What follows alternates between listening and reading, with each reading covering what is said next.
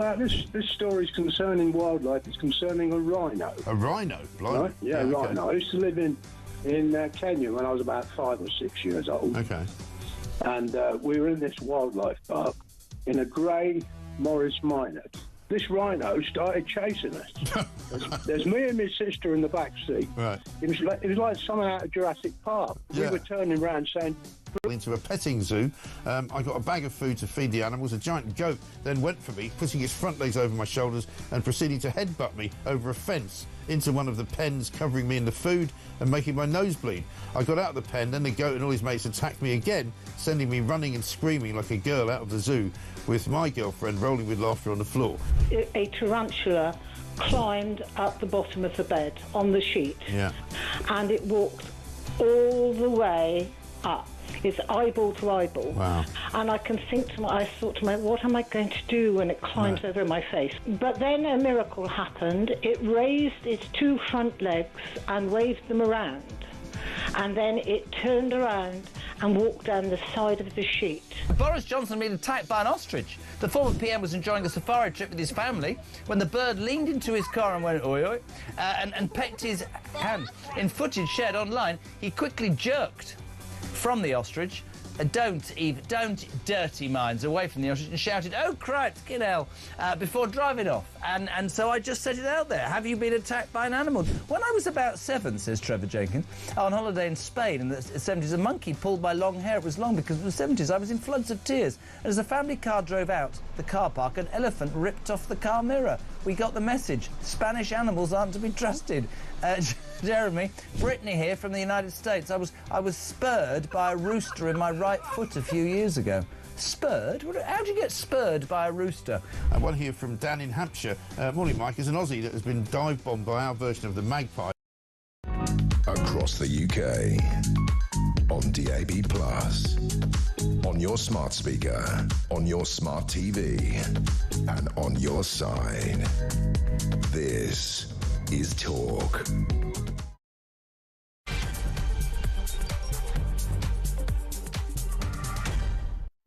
And good afternoon. Yeah, welcome to the home of Common Sense. Oh, we got a mighty filled show this afternoon. Loads to get through. A year on since Labour got into power. Keir Starmer's premiership faced welfare cuts, scandals, riots, voter discontent.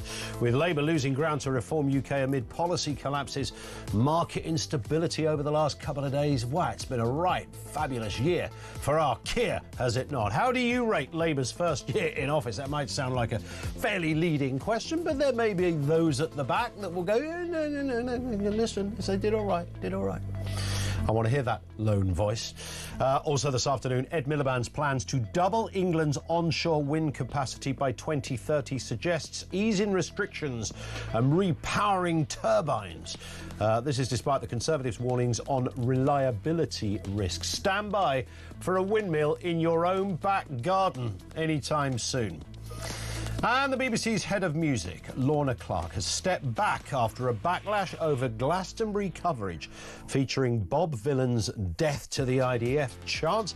Culture Secretary Lisa Nandy criticised the BBC's handling, demanding greater accountability. We'll watch with interest how that one pans out.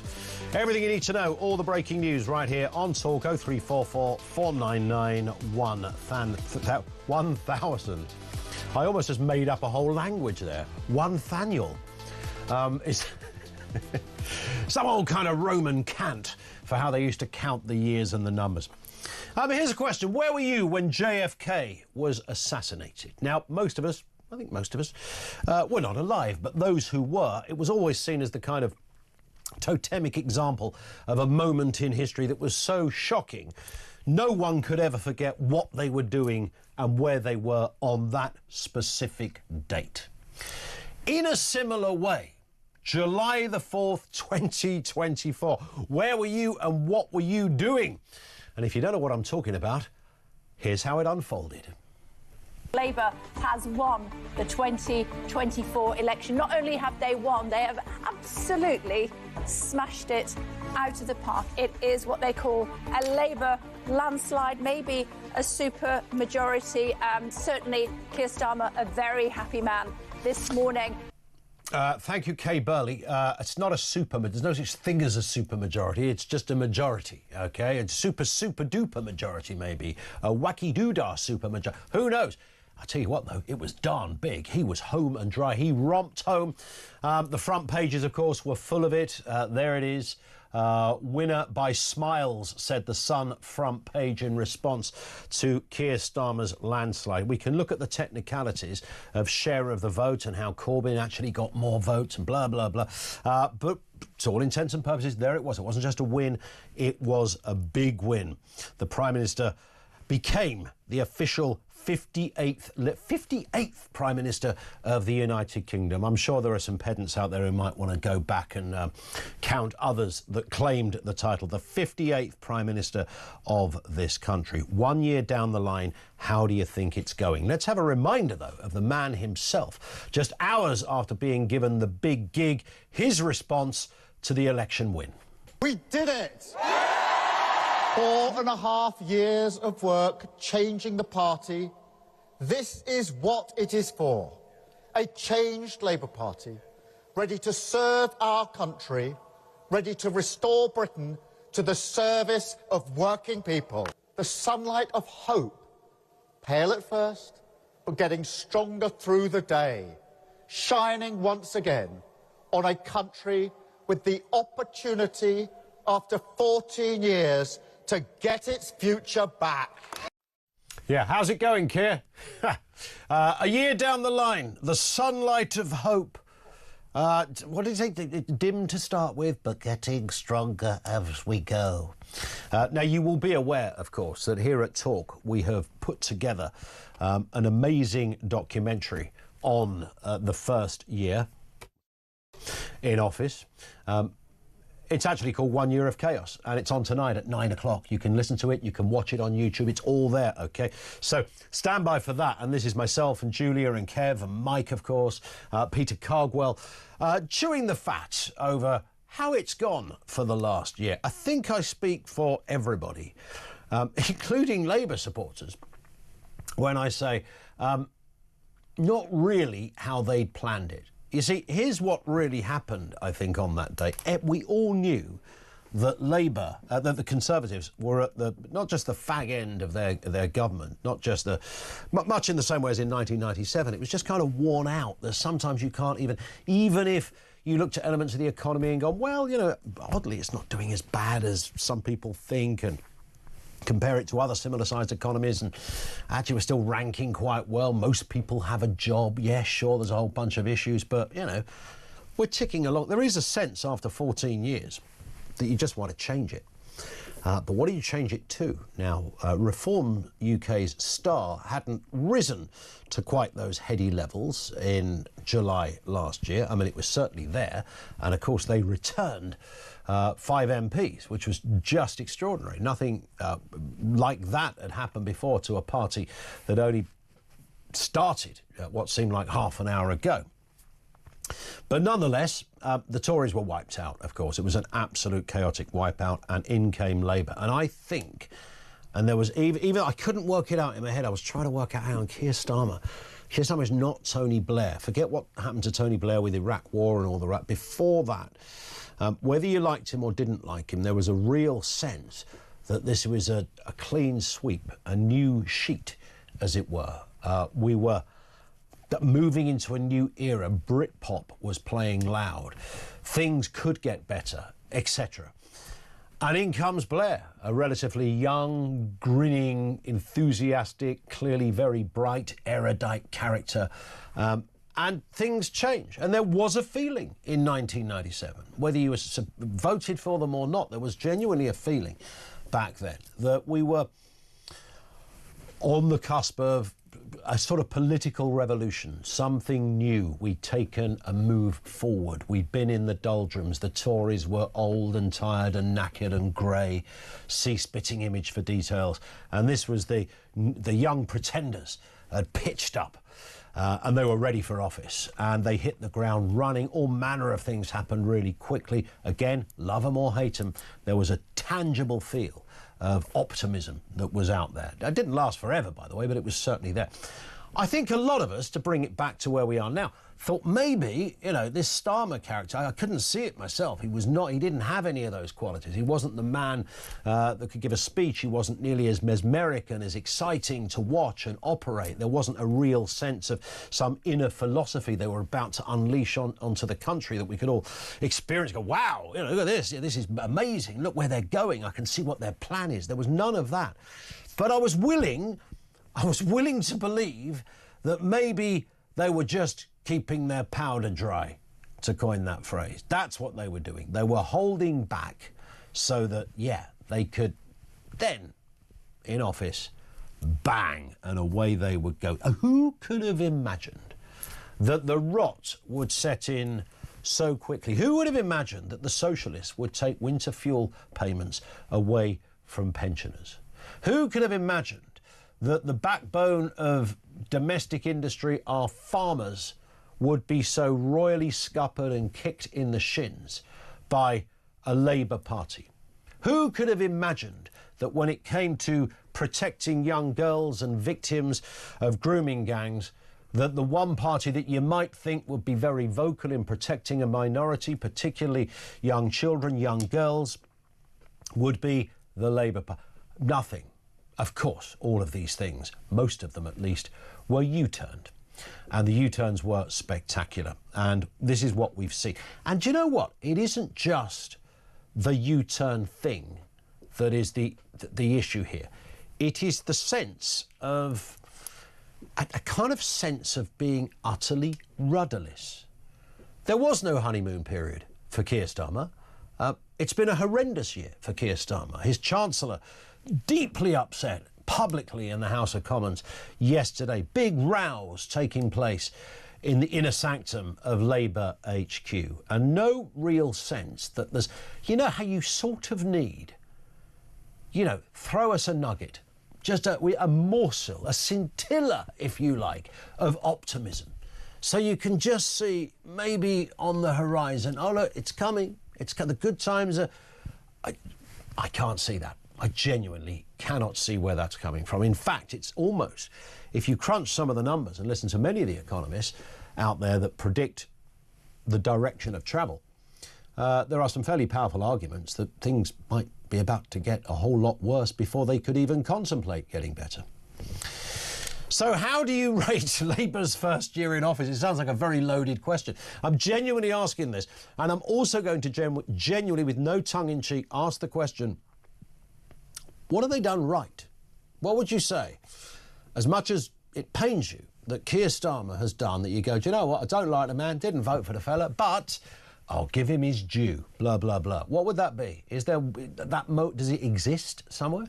I mean, there are still die-hard Labour voters, and one would assume, you don't meet them very often, there must be die-hard Keir Starmer fans out there. 0344 499 1000.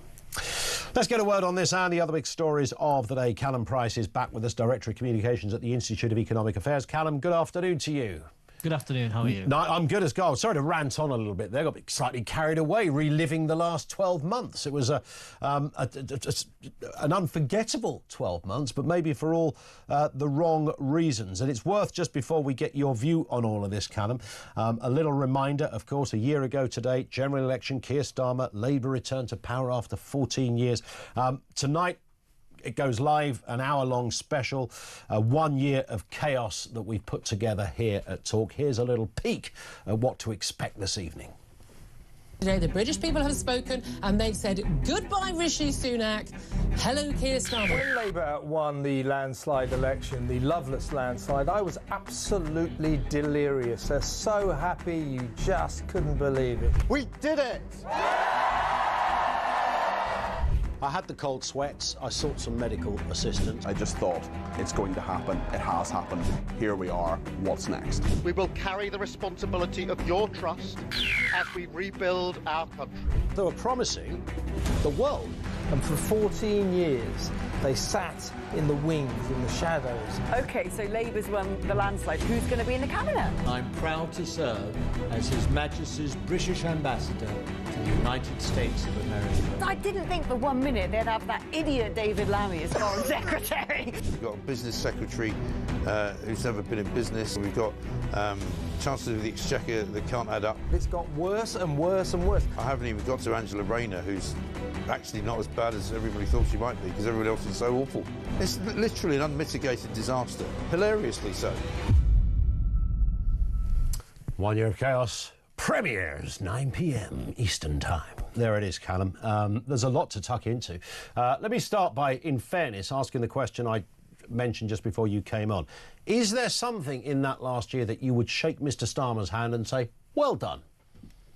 Actually, there are, to be fair. So I agree with what you've said, and I look forward to watching the documentary tonight. But there are some things that he deserves a lot of credit for. The biggest one, by my book, is the planning reforms. Now, they aren't quite the radical shake-up that we'd like to see, so we can get Britain building and kickstart our economy again, but they are further than the Tories ever managed to go and will have a tangible effect. The OBR have said it will boost growth by 0.2% in 5 years, which doesn't sound like a lot, but is more than we've managed, and is a sign that maybe they should go further. So they're going to help get Britain building again, at least a little bit. And that's not an easy thing to do, so credit is due there. They deserve credit for things like getting the India trade deal over the line. Granted, that was 95% done by the Conservatives, but getting it over the line is not just a sign on the dotted line. There are final things to wrap up there. And also navigating the tariff wars with Trump with relatively little damage to the UK, where they could have been drawn into a trade war. They avoided that, and they you know, it's not, we are still worse off than where we were, but that's thanks to Trump rather than thanks to Starmer. So there are elements of hope and positivity, I think, from the last year, but overall, I think a slightly disappointing first 12 months. Yeah, and to me, what underpins it, Callum, is a basic sense, and arguably they're not the only party or government that have experienced it, a sort of sense we don't really know what they stand for. There's no sort of central kind of, this is we're aiming towards it, this is the direction of travel, come with us, guys, and we're going to take you on a journey. There'll be a few bumps, but don't worry, that's where we're going. It's the absence of that. Absolutely, and I actually think that is the biggest sin of all here.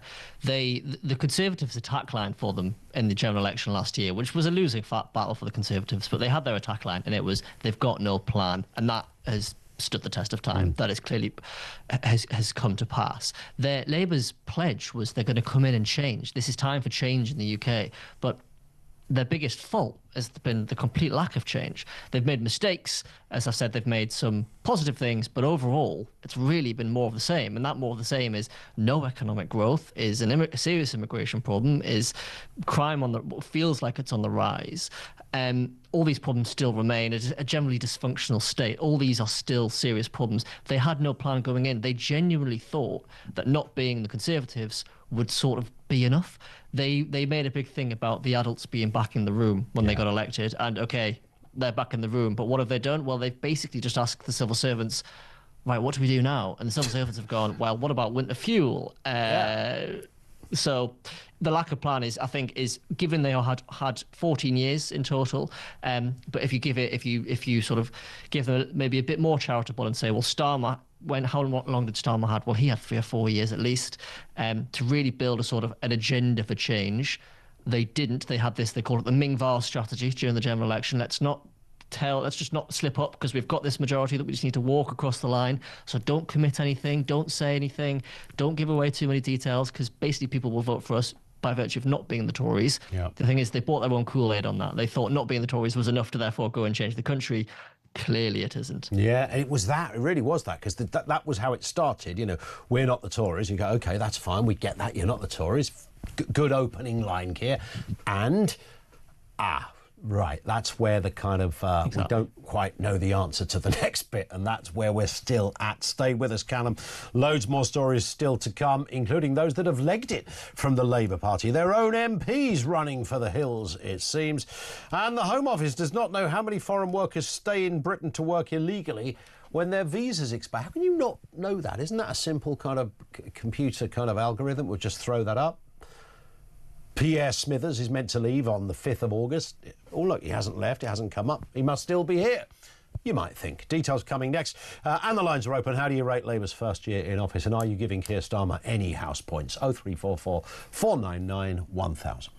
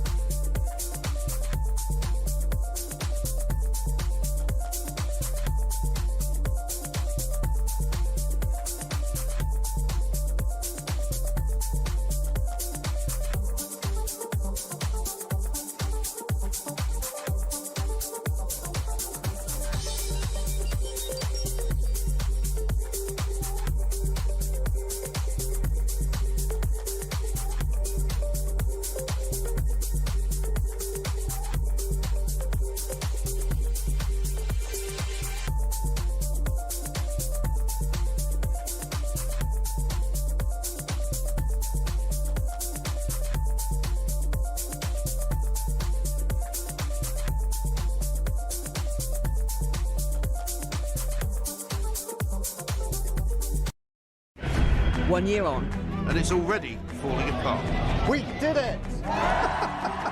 Smash the people smuggling gangs. There is no deterrent. More and more migrants have come to Britain. I thought Starmer would definitely last the 4 or 5 years. Now I'm thinking 2 maximum. And it turns out that Keir Starmer had a wardrobe busier than David Beckham's. 1 explosive hour. U-turn after U-turn. I'm frightened about how bad they are. Absolute incompetence and deceit. 1 year of chaos. Only on Talk. Across the UK. On DAB+. On your smart speaker. On your smart TV. And on your side. This is Talk. It is Talk, 23 minutes after 1. Callum Price is with us, Director of Communications at the IEA. We're talking about Labour, Callum, and of course it's worth a mention for the latest headache. They've had a few in the last 24 hours. Far-left MP Zara Sultana has quit the Labour Party to join Jeremy Corbyn in forming a new socialist pro-Palestine party. Sultana, already sitting as an independent, accused Keir Starmer of being complicit in genocide. There's no coming back from that. Before resigning, let's have a listen to her just the other day before that vote on Palestine action. Here she is. I stand with the millions of people that oppose genocide because I am one of them. I oppose the blood-soaked hands of this government trying to silence us. So I say this loudly and proudly on Wednesday the 2nd of July 2025, we are all Palestine. Order! No, we're not. Well, there it is. I tell you what, Callum, I mean, if somebody's going to say to you, right, have a guess at which Labour MP will hate the very bones of Keir Starmer and probably leg it for the hills, other than Corbyn, the name Zara Sultana may well have come up. Yeah, indeed. This is somewhat unsurprising, I think, but it's really a good example of... My colleague wrote a book that you should all go and read called Socialism, the Failed Idea That Never Dies, and that feels like another great example of it today, that we've got a splinter party breaking up from the Labour Party to sort of have another tilt at those socialist ideals that we know don't work. But what's sort of somewhat amusing is the slight mess up in announcement, I think, that happened when Zara tweeted it, but Corbyn maybe didn't necessarily agree, and it's already feeling a little bit Judean front versus the People's Front of Judea, which is a common issue that they have on the far left. But there is one interesting thing, and one thing that Zara Sultana said last night that I actually agree with, which is speaking to what we were just speaking about, this government's first record in office, is that the two parties have basically failed and continued to manage decline. This is effectively right. We have all those same economic problems, despite all the promises of change from Starmer and all the promises beforehand of the Tories. Now, as I said, positive things have been done, but we haven't structurally fixed the system so that people are feeling better off and so that the country feels like a functioning place to live and work. So this is what happens when that fails. You have the fringe parties prop up, talking about zero-sum politics, talking about taking from them. Is it taking from immigrants, or is it taking from rich people, or is it taking from someone else we might not like so that I can have more? Because when the pie doesn't grow, you have to, if you want to grow your own slice of the pie, you have to take it from somebody else. And this is exactly what we're seeing play out this week. Yeah, it's so no big surprise. Will Keir Starmer lose much sleep over this? I don't think he will at the moment, not least because it's not exactly kicked off with the sort of organisational rigour that you might need in a rival political party. But it'll certainly be on his radar in the same way that the Tories are having to think about the challenge of reform. Labour will start having to think about this. It's not a new challenge to them. They lost seats, major seats, at the last election to independent pro-Palestine causes. So if that wing of politics organises more and combines with a more left-wing economic platform that will always have popularity, because socialism is the failed idea that never dies, that may provide a challenge to Starmer and may start dragging the government in a leftwards direction as well. Well, yes, you see, that's the thing. They may just make the calculation that there's no point in chasing the Reform UK tail. I don't know why they thought they could anyway, but and go, do you know what? There's still more possibility if we go left, and that's where we think the votes might be. I would suggest that's exactly what they're likely to do, Callum. Yep, it wouldn't surprise me at all. It will depend highly on the sort of reception and polling and all those things that the new party, if it ever appears, gets. But that will certainly be one thing on the mind of Morgan McSweeney and his pals in Number 10. Yeah. Let's move to this story. Home Office does not know how many foreign workers stay in Britain after to work after their visas expire. I don't know how, I mean, I'm not that au fait with the computer database on how the visa thing works, but I think an educated guess would suggest that something pings up to say you haven't left when you should have left. You'd be surprised, Ian. Having worked in government for a brief time, I was repeatedly surprised about the lack of basic management information that you think a government department should have, be it in the justice system, be it in the immigration system, be it elsewhere in government. We have a serious problem across Whitehall about just being able to track things, information that the government should definitely have. And it's a serious room for improvement, because when you don't have that, problems arise, right? People get to overstay their visas, or you can't work out exactly where the pressures are in the prisons and court system. And if you can't track things, then you can't fix them. So not having no idea it is shocking. It's depressingly not shocking to me, because I've sort of seen a little bit behind the curtain, but it is a problem that needs fixing. Yeah, I mean, when I've spoken to people who've worked in similar roles as you did, and mooching around the civil service, realising they're still using Windows 95 on some computers and things like that, you know, where you'd imagine, well, this would be the digital age. It would look like a set of Star Trek. Nothing, like a big old dusty filing cabinet stuffed with bits of A4 from the 1960s onwards, and they're still doing business in some areas of government in that way. Yeah, there's plenty of that. I mean, to the government's credit, it's not exactly easy. I mean, they're wrestling with a sort of a vast levels of bureaucracy and a sort of central power and control that literally, by definition, nobody else has. So it's not exactly like they can't just press a button and start counting these things. But clearly, it's got to a point in more than one area where the work needs to be done to put these systems in place. It's not impossible. If you do the work, you should be able to do it. There just needs to be the political will, if you like, and the motivation to actually deliver on that. Let's finish on a lighter note. Well, it's sort of light, but it's a bit eerie. A mystery figure is terrorising neighbourhoods by prowling the streets, dressed as a big black cat. No one knows who this is, but prowling Wallasey Beach, terrifying locals with bizarre behaviour. Residents have reported encounters with the figure making cat noises, crawling on all fours and waving arms dramatically. There's been comparisons to, do you remember the Somerset Gimp? There was... again, somebody who was just like jumping out in front of cars in a kind of gimp outfit and stuff like that. I mean, quite terrifying, frankly. It's not the sort of thing, this is got a Stephen King horror movie stuff. Some locals found the incidents amusing, joking on social media. Others described it as the stuff of nightmares, but they don't know who it is. It's odd how much time people have on their hands, Callum. It's a bit baffling. I've always been a dog man myself, so it doesn't particularly appeal to me in any sort of way. I'd be scared, I think, if I saw something like that walking around. Hopefully I won't, and hopefully he can maybe find a job or something else more productive to do. Indeed. Soon. Yeah, well, I would have said it was Peter Mandelson had he not been in America and taken the big gig, but apparently not. Listen, Callum, great to have you with us as ever. Callum Price, he's Director of Communications at the IEA. Thank you to him. Over to you, 0344 499 1000. It's 1:30. Jim in Warwick says, Mr Collins, your guest congratulates Starmer on planning reforms. These include another attack on farmers by allowing councils to compulsory purchase land at a fraction of its true value. I hear what you're saying, Jim. I don't think that's the full story of that aspect of that. Most of that area of planning won't affect farmers. I think in extreme circumstances, or words to that effect. Not defending it, by the way, Jim. Kind of agree with you. 0344 499 1000. We'll get a couple of voices. Ian Duncan Smith is going to join us as well.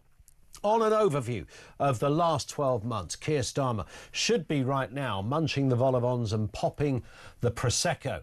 I don't think he's doing anything of the sort. It'll be a quiet TikTok day over there at Downing Street as they muse navel gaze at the last 12, frankly, disastrous months. Your thoughts? But if you do think Mr Starmer deserves some house points, even if you have to do it through gritted teeth, why would you hand those out? 0344 499 1000.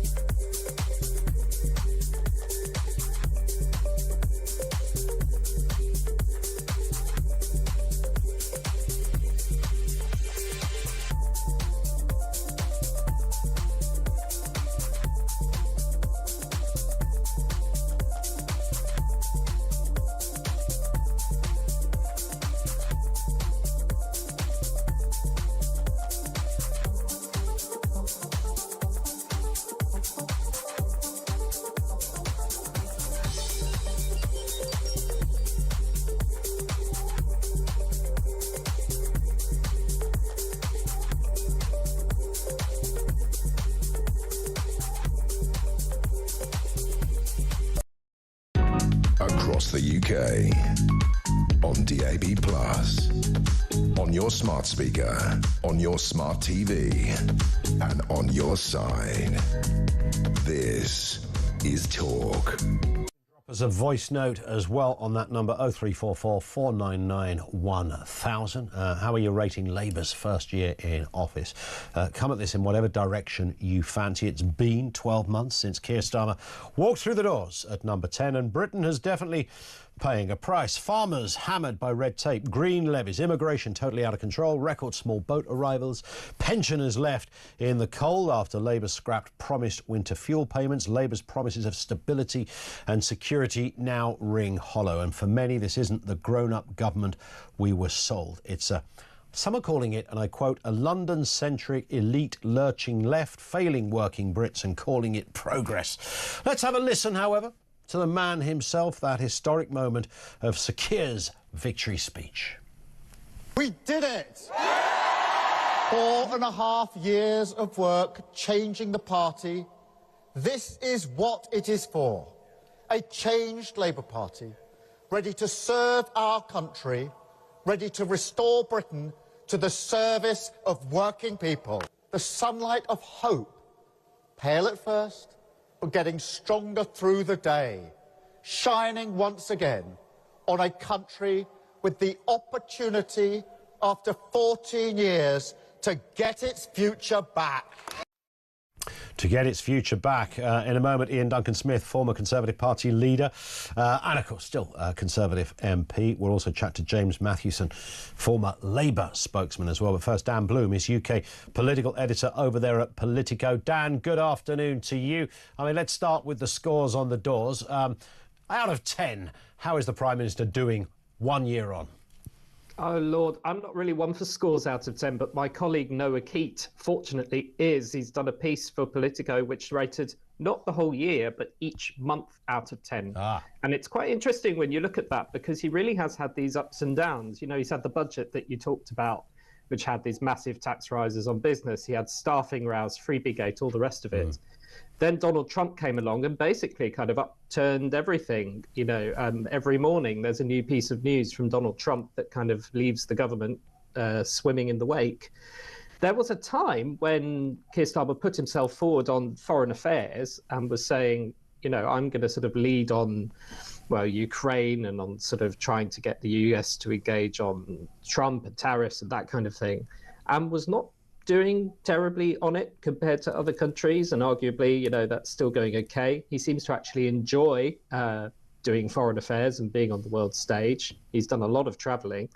The problem with that is that he's taken the eye off the ball, a lot of his MPs say, on kind of engagement with his own party, with his own MPs. There was perhaps this feeling that with a majority so big, it couldn't possibly have kind of led to a defeat in the Commons, but that's what happened with the welfare vote a couple of weeks ago, or last week, I should say. And that's what's really important here, because it kind of changes the dynamic of what we think the Labour government is and what it can do, and what it can do with its own MPs, and it throws a huge number of things up into question for year two. Yeah, and I guess that the defining sort of area at the moment, 1 year in, is the whole U-turn business. You know, lots of governments U-turn. Sometimes they're not really U-turns. You just have to put an amendment to a policy or a bit more meat on the bones, etc. But opposition parties will call them U-turns.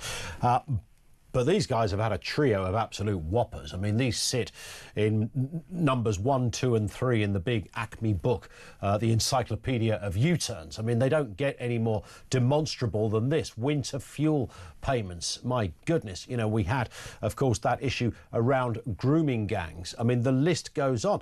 And this is within the first year. Yeah, and I think the problem with that is that some of his MPs are saying, well, what are you going to U-turn on next? And indeed, some of your viewers may be saying, what is he going to U-turn on next? And it kind of brings into question his authority with some of the people who previously voted for him or supported for him. You have this thing where he's done a few interviews, these like retrospective 1 year interviews in the last couple of weeks, where he said, actually, I got this decision wrong, I got that wrong. I thought the most striking was when he described, you know, an island of strangers. We could become an island of strangers, and was accused of quoting Enoch Powell.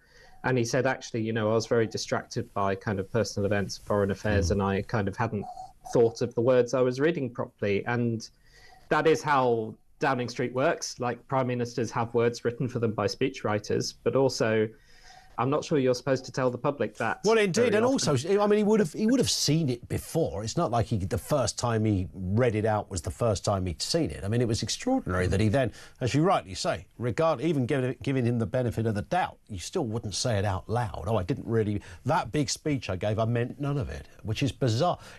One of the underpinning criticisms, just a final point on this, Dan, seems to be the lack of clarity on almost the DNA of what Keir Starmer stands for. What's the direction of travel? What's in his inner core? Where is he going? What's the big idea? Well, my colleagues and I have done a piece on this, kind of trying to get to the bottom of it. Downing Street would point back to the kind of big picture stuff of the 5 missions, the 6 steps, the milestones, whatever you want to call them. These kind of big public service, public sector things. But I think there's a kind of schism there, because you've got MPs who are essentially, a lot of them are looking like they're slightly to the left of where Downing Street had positioned its project to be on kind of social and welfare issues. That's going to come to a head again this autumn when you've got, first of all, a child poverty strategy that decides whether to lift that 2-child limit on benefits. And Keir Starmer was sort of looking at that, but now they've just spent a whole load of money on the other U-turns. And a budget, which, you know, it's looking like Rachel Reeves has to find tens of billions of pounds, might have to find it in tax rises and might have to find it in more spending cuts. And that in itself changes what the mission, what the kind of moral imperative of the government you're talking about is, because Keir Starmer's always been a person who kind of doesn't really go in for ideology. He goes in for the sort of pragmatic thing. And if the situation is getting worse and worse economically, then that's going to change almost, you know, what he stands for in a way. Indeed. Dan, thank you. Have a great weekend. Interesting overview from Dan Bloom, UK political editor at Politico. Let's speak with Ian Duncan-Smith, former Conservative Party leader and still Conservative MP, former Cabinet Minister as well. Ian, good afternoon to you. I mean, I say this kind of... You've been round the block. You know the terrain. You know Westminster better than most. You also know how hard it is to lead a party. So on that point, firstly, do you have any sympathy with the Prime Minister? I mean, it's been a torrid year. His approval rating is -54. At this point of Tony Blair's time in office. I think he was plus 34. It's been a pretty grim year for Keir Starmer. Yeah. Well, I'm not sure sympathy is the position. I just find myself astonished, really. Normally, this sort of level of U-turn problems with your party, they sort of normally come in the third or fourth year of your parliament, when they're smarting because some of them haven't been employed and others have been kicked out of government. Then there's different about the way that policy should be set. So all of that normally happens, but it happens much later on. What's unique about this Labour Party in government is very significant problems they've had literally on arrival. And I mean, you mentioned it, it's worth reminding us that they came in on the budget.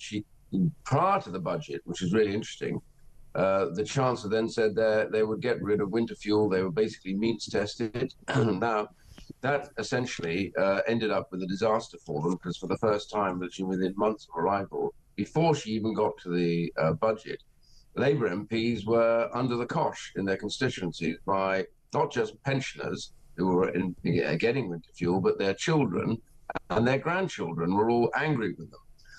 So that one predated the budget. No, there's not going to be a U-turn at the budget, she says. And then she hits us with a very high level of tax on businesses. So, you know, getting national insurance charges up. She said they wouldn't do it on people, but of course, if you tax businesses, less likely to employ people, more likely to get rid of you, that then acts as a serious problem for them. Plus, their costs go up in the businesses. And then the other areas, really, which we talked about, that the grooming gangs, absolutely not going to do a review. No need for a full inquiry. Big U-turn when it suddenly becomes apparent. Mess on this, have to do a review of that. Benefit day, which wasn't just one U-turn, by the way. It was a whole series of U-turns right in the middle of the debate. They were getting rid of it. And then there's his speeches, which I find astonishing. A prime minister makes a speech, then apologizes for saying what he said, and then claims that he didn't read it. Well, honestly, that's utterly incompetent if you don't read your damn speeches. After all, they're yours. You need to own the language in them. And if you haven't read them, then... And what is interesting, Ian, about Mr. Starmer is that, you know, he's a lawyer by trade. I mean, his whole shtick, his experience, and a good, you know, by all accounts, a good lawyer in the areas that he worked. And, you know, if anyone knows how to put together a convincing argument, it will be somebody who not only did pretty well out of lawyering, but also climbed to the top of his tree in that profession as the DPP. And yet that seems to have almost been of no use to him whatsoever in the last year, or he's forgotten everything that he learned. Yeah, well, it's politics again. It's not really lawyerly. Being a lawyer doesn't really help you one way or the other. If you're dealing with a single issue of prosecutions, then that's a very fixed process. But this is politics. And of course, the thing that really gets me is how unprepared I think this was for government. You know, it was around when Blair came in, and whilst I didn't support Blair particularly, although there were some issues I supported him, the thing that was noticeable about Blair's government was as soon as they arrived in, they hit the ground running. Yeah. There were a series of policy positions. Gordon Brown had a very clear view. There were no U-turns at that stage. They crowded it through, rushed it through. There was legislation after legislation. What you had was a government then that remained quite high. I mean, in fact, I think they were up at 52% by the time they'd done about 9 months in election. So they knew where they were going. They had an agenda. Yep, you don't agree with it, but at least you knew they knew what they were doing. This government seems to have come into power. There was a long pause before they got to any policy bits into the budget. Well, I mean, we were not voting on much in the first part of their parliament. It was almost as though they hadn't done the work to know where they needed to be or tested how this would land. And so now they're almost carrying out a sort of test and run as they're in government. You can't do that. You need to know where you are. And the first 2 years are the most crucial years of a government, because after that, it's events that come rushing back at you all over the place. And now it seems like they're in the last 2 years of their government, because they're just surrounded by events. Yeah, so it's almost like that they weren't ready for government. They really weren't, I don't think. 100%. And whilst ordinarily Mr. Starmer wouldn't lose much sleep over Jeremy Corbyn legging it for the hills and forming a new party, despite the fact that he campaigned for Mr Corbyn and suggested he would be the very best Prime Minister we could ever have. Let's just put that inconvenient reminder to one side. But now we understand that a backbench Labour MP, Zara Sultana, she's kind of claiming that she's going to co-lead a party with Jeremy Corbyn. He's not quite so committed, it seems, to her words, but it looks as if something is happening. What do you make of that, and how damaging, if at all, is it to Keir Starmer?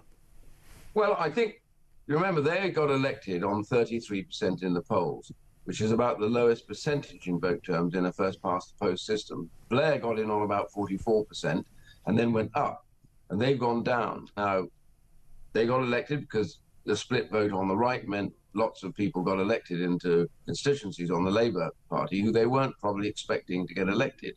So they have this other problem, which is there are a lot of people in the party at the moment that they're not altogether certain where they are. And many of them may be thinking to themselves, this may be my one time in Parliament for the moment because, you know, Reform or whoever is going to cause them damage in the next election. So all of this does tend to lead you to an early position of being prepared to rebel.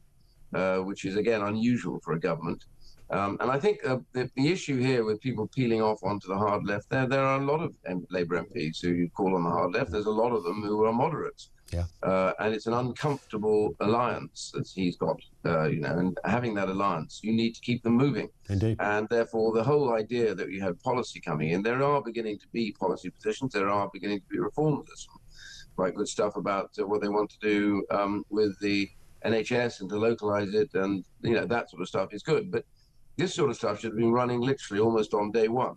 And instead of which now they're doing their thinking in government and then coming forward with policy where you really needed to do what Blair did and actually what the 2010 government did, which I was in when we brought in UC and stuff. We knew where we wanted to go. Yep. And we proceeded straight to legislation, but they haven't. And that's the problem. If you leave people meandering around for a while without a sense of purpose, this is what happens to you.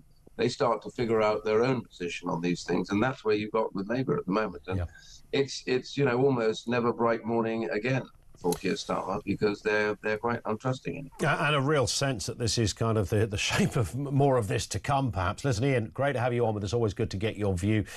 Ian Duncan-Smith, he's the former leader of the Conservative Party, of course, Conservative MP still, and former Cabinet Minister, notably over there at the Department for Work and Pensions. Thank you to him. We'll get a word from James Mathewson shortly. He is, of course, former Labour advisor. Hear what he's got to say on this. 1 year on, how do you rate Labour's first year in office? And are you finding room for any benevolence and generosity in throwing a few house points in the direction of Keir Starmer? Not through gritted teeth necessarily. Is there anything that he's done you thought, actually, don't like the man, didn't vote for the man, but fair play on that? What was it that he did that did slightly impress you, if at all? 0344 499 1000.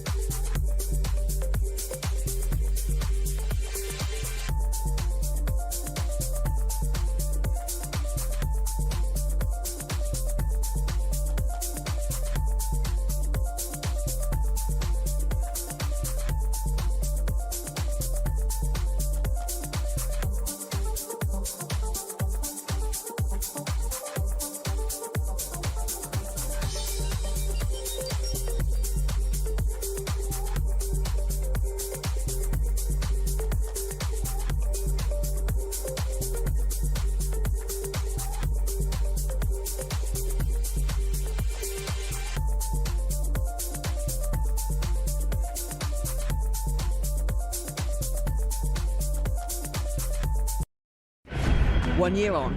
And it's already falling apart. We did it!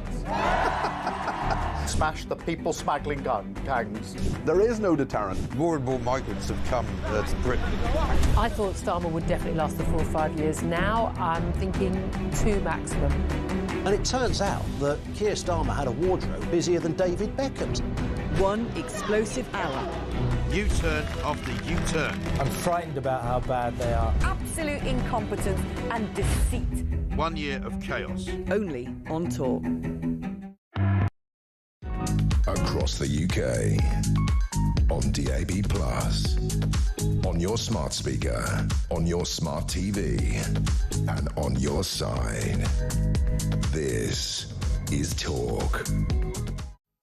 We will go to your comments shortly. Lots coming on this throughout the course of the afternoon. Dev says, I'm not alone. I quite like Keir Starmer. He's had a rough old time, not all of his making. It's a government inheriting turmoil. They are doing their very best to try and put things right, even if it doesn't always look like that. OK. And one here from Alison. You're talking about Slimer, as though he's already gone. That is something that would please and impress me, says Alison. Views on both sides of the fence here. Let's get a word with James Mathewson, former Labour spokesperson, chief spokesman in communications back there in the day. Thank you to you, James. Nice to have you with us. Here we are, 12 months down the line. Have you got the vol-au-vents and Prosecco at the ready?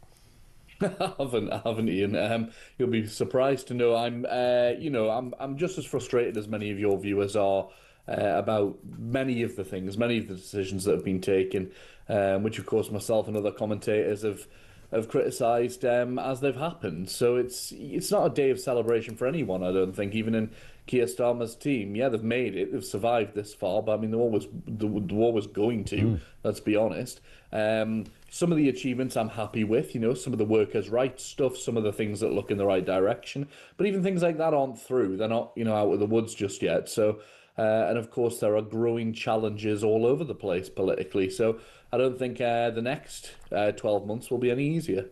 It's interesting. I was thinking back to when we had so many elections, haven't we? Theresa May, Jeremy Corbyn, 2017. 2017. Yeah, 2017. And we saw those televised debates. And I thought this is really good because I love living in a democracy. I love the fact we're not North Korea, and therefore I love the fact that Jeremy Corbyn can stand up there as a true Labour man, heart on his sleeve, absolutely wheeling out what you would call solid socialist policies and really believing every word of it. And there's Theresa May, the sort of school mistressy kind of person, your classic Tory in many respects, although she was a Remainer on Brexit, of course. But both, I think, decent people. And I think if you lived next door to either of those people, they'd put your bins out for you and they'd look after your garden when you're on holiday. I've no doubt about that. But we got a central philosophy from Jeremy Corbyn. I don't think we get that from Keir Starmer, do we? I think you're exactly right, Ian. It's the lack of authenticity, isn't it? Look, and I came out of the Corbyn project very disillusioned, and I published a paper on it and talked about it at length about our failings in that project, the many things that went wrong, the many issues which still stand to this day. However, one thing we weren't lacking was whether people believed in what we were saying, and whether we believed in what we were saying. That's crucial, You look to the party at the moment, and of course the flip-flop and the back and forth, it's all about trying to please people, trying to, do what you think somebody wants 1 minute, then rolling back on it when you can't do it, when you can't support you. If you just drive forward with your values and your core beliefs, then people understand at least what you're trying to do and what direction you're trying to head in. Whereas what we've seen is a complete lack of that. And as a result, Labour's shifted away from its base. It's not going to please the people to the right of it because, of course, its central philosophy that drives it is centre-left. But at the same time, trying to follow the likes of Reform down a path when it's very clear what Nigel Farage believes, and he's been talking about it for 30 years, you're not going to be able to outdo Nigel Farage on that side of things. So why are you even attempting to? It just makes no sense. Well, yeah, and I was going to ask you about that, because looking at the numbers, we know that Jeremy Corbyn actually did better in terms of numbers than Keir Starmer. I know he's got a landslide, curious way our system works, but is it possible, do you think, that Keir Starmer's going to look at this and think, why the heck am I chasing reform frankly, on anything, because reform voters are never going to go, I was going to vote for Nigel Farage, but now I think I'm going to vote for Keir Starmer. That's never going to happen. You've got Jeremy Corbyn, Zara Sultana, sort of clearly getting together and talking about perhaps, I mean, she seems slightly more keen than him, but you take the point, talking about this idea of setting something up. And there's a lot of votes in that. Is there a sense then that Mr Starmer might actually return to his more sort of kind of traditional Labour roots? Because there is a belief that actually underneath it all, Keir Starmer is he's an ardent lefty, and I don't say that as a pejorative. I don't think so. Not from the encounters I've had with him. Keir Starmer is, if you ask what he believes in deep down, and I have asked this of many people who've worked for him, people who've worked with him, people who've had him work for them, and they will all tell you the same thing, that he believes in public service. I just find that a very vague response. It's very vague, isn't it? Yeah. You kind of believe in public. Great, I believe in democracy. That's like saying you believe in justice, isn't it? Yeah, exactly. I believe in doing the right thing. Yes. It doesn't make sense really. Yeah. So I think when you nail him down to it, he's a pragmatist. He's a lawyer. Right, so he's a very good orator, very clever at debate, very skilled in that sense. But the people around him, the Morgan McSweeneys of the world, who I put faith in and said, look, we've had our time. We did 2 general elections, the left of the party in control, and we didn't win either one of them. We came close 2017, but 2019 people were fed up, clearly. Sure. And that's for many different reasons. But one thing I thought was these lot will be better at winning elections, and they managed to get us there in our complicated and convoluted system that we have. However, governing seems to be a completely different challenge. Yeah, it does. It does seem to be exactly that. Just very briefly, James, we are sort of short of time. If you can give us 20 seconds on this. I mentioned Jeremy Corbyn, this idea that there could be a splinter party. He's an independent now, of course, and now we have another independent in terms of Miss Sultana. What's your view on that, and do you think it means the return of Mr Corbyn?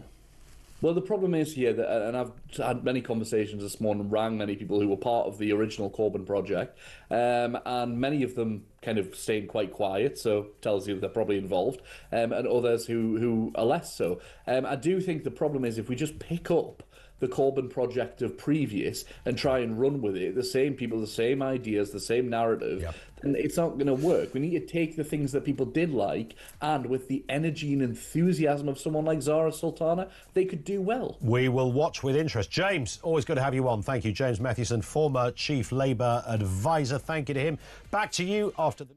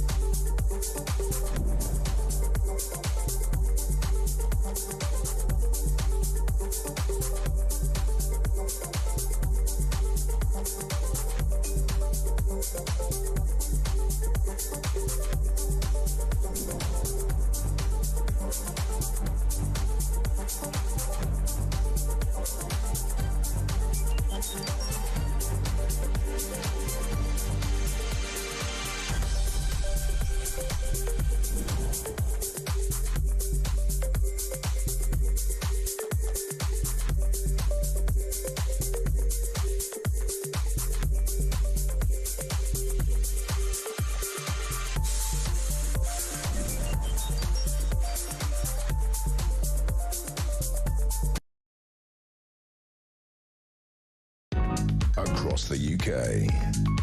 On DAB+, on your smart speaker, on your smart TV, and on your side. This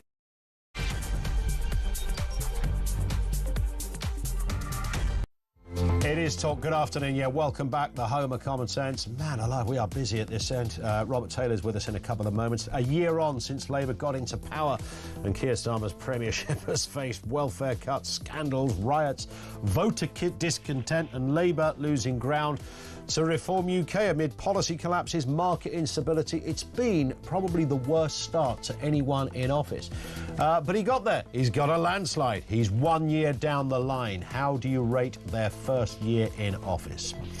Also this afternoon, this is brilliant. You're going to love this. A survey by patriotic Millionaires UK has shown that most millionaires and billionaires support wealth taxes. The organisation states that a 2% tax on millionaires over £10 million, so they can keep the 10 million, over 10 million, would raise an extra 24 billion for the economy every year. So why has no government ever done it? What is behind those figures? We will speak to a millionaire. We'll also speak to an economist who might have a different story to that. And Ed Miliband, there he is, the purveyor of doom, plans to double England's onshore wind capacity by 2030, suggesting easing restrictions and repowering turbines. This, of course, is despite the Conservatives' warnings of reliability risks. Stand by for a windmill on your own roof at some time soon. Everything you need to know, all the breaking news right here on Talk 0344 499 1000. Lots to get through. Robert Taylor with us in a moment. Let's get a word on this. How do you rate Labour's first year in office? Of course, A Year of Chaos, the documentary, airs tonight, 9 p.m. right here on Talk. You can watch it on YouTube. Kevin O'Sullivan, Alex Phillips, myself, Mike Graham, Julia Hartley-Brewer, Peter Cardwell, essentially opining, giving our views on the big stories of the last 12 months. It's not always pretty. It's not for the under 18s. Well, it kind of is. But check it out tonight at 9 o'clock. Georgina is down in London. Come on, Georgina. Imagine you're there, sort of Anton Dubek style, holding up your paddle with a score on it. What does it look like in the first year for Keir Starmer? Well, it doesn't look good, I've got to say. And I've been listening to quite a few of the people who've come on the shows throughout the day, and I think they must have been living in a bubble or another planet. They're totally delusional, these people who are saying he's had a fabulous first year. The first year of his premiership has been a menagerie of flip-flops, U-turns, embarrassment and lies. He has no courage of conviction. He, to such a degree, Ian, that he's not even got any loyalty from his own backbench. He has had this country in a precarious predicament, neglecting our defences, welcoming fighting-age legal migrants in their droves into the bosom of our country and putting our country and its people at risk of attack. He's put his arm around the pensioners, the farmers, waspy women, just say but a few, and with the other arm he stabbed them in the back. He has no loyalty, and you can't believe a word he says, and still he won't accept responsibility or accountability for the actions of his party. He buries his head in the sand and pretends all is well. He has a do as I say, not as I do mentality, and a two-tier judicial system that is in direct contradiction to how a judicial system should be run, where people who write a hurty tweet are incarcerated and pedophiles are allowed to roam the streets amongst our children and grandchildren. You know, this man will be remembered as one, as if not the worst Prime Minister that this country's ever had, the misfortune of having. And I'll be glad, I will get my Union Jacks out and I will dance a break dance when he is ousted out of office, which hopefully will be very soon. You know, he's been spending our money, billions of pounds, on ridiculous net zero, PEI, illegal migration and the ever-increasing welfare bill, when it can be better spent on the well-being of our defences, country and the Britons within it. We're sick and tired of it, Ian, and to see him now, he looks like a broken man. His face is beyond saving. We're sinking under the financial weight of illegal migration, and our economy's in the death throes. We are on the verge of bankruptcy. So how's it going in the first year? I would say not good at all. Tell us about the downsides. I'm on the verge of a nervous breakdown, Ian. Listen, that was beautiful.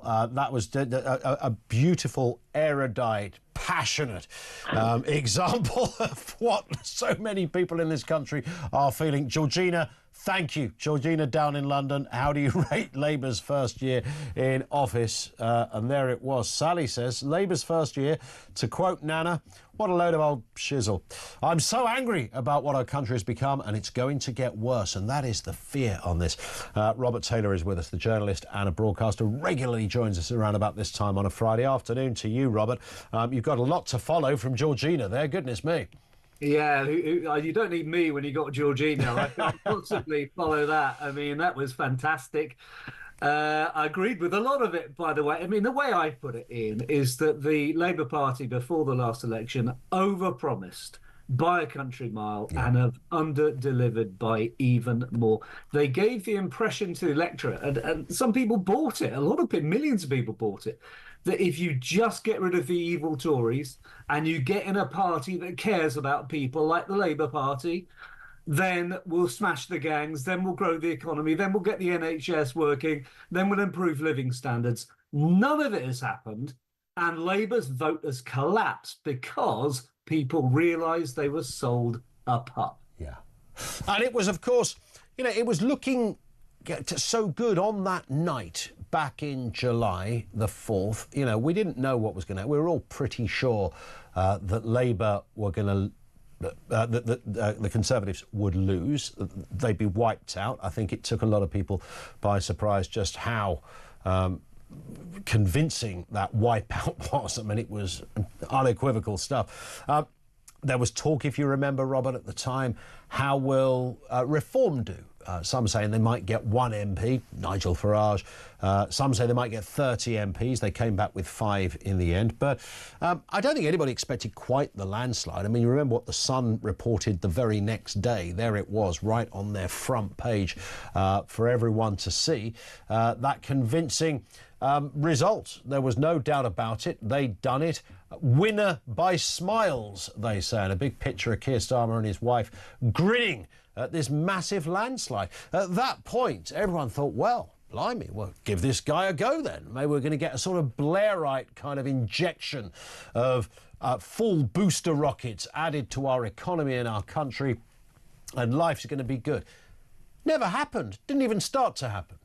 No, the honeymoon period lasted about 3 days, and people quickly realised that nothing was actually going to change. Yeah. And those of us who had begged people through our various newspaper columns not to be taken in by all this talk of change, as though just saying the word change, which was repeated time and time again, is actually going to encourage any change at all. The only change we've had is for the worse. If you look at the Channel crossings, they've actually gone up. And yet there was Keir Starmer boasting, oh, just get us into office, we'll smash the gangs, we'll sort it, because we're not the evil Tories. Yeah. The guy overpromised and has under-delivered. I mean, the spectacular way that he threw the Rwanda plan into the bin without a replacement. I think that was the bit, wasn't it? It's like anything. You can get rid of an idea because you philosophically don't believe it. But you better have a better one up your sleeve. And he didn't have one. He had some kind of weird slogan about smashing the gangs, which meant absolutely nothing. And so here we are, as you rightly say, with more numbers than we've ever seen, and those numbers set to increase. And on top of all of that, you've had countless flip-flops, U-turns. What a lot of people have been saying, and I absolutely agree with it, is Keir Starmer doesn't actually seem to believe in much. Being a pragmatist is okay, but if you're also just a weather vane, you just go with the wind, then that's not leadership. Yeah. Now, I will give him credit for one thing, which was I thought he really handled the Trump meeting in the White House really well. It was a tough project to pull off that one, and he did it. I think he's been okay with what he said about Ukraine. But really and honestly, Ian, in 12 months, that is about it. I'll give him about 2 out of 10. 2 out of 10, not good. Or is he about to kind of do another U-turn, but a bigger one in the sense of the direction of his own party? Could he suddenly read the room or the left-wing room and go, do you know what? OK, chasing reform is a wasted journey because he's been trying to do a bit of that. There's no reform voter out there that's going to go, I was going to vote for Nigel, now I'm going to vote for Keir.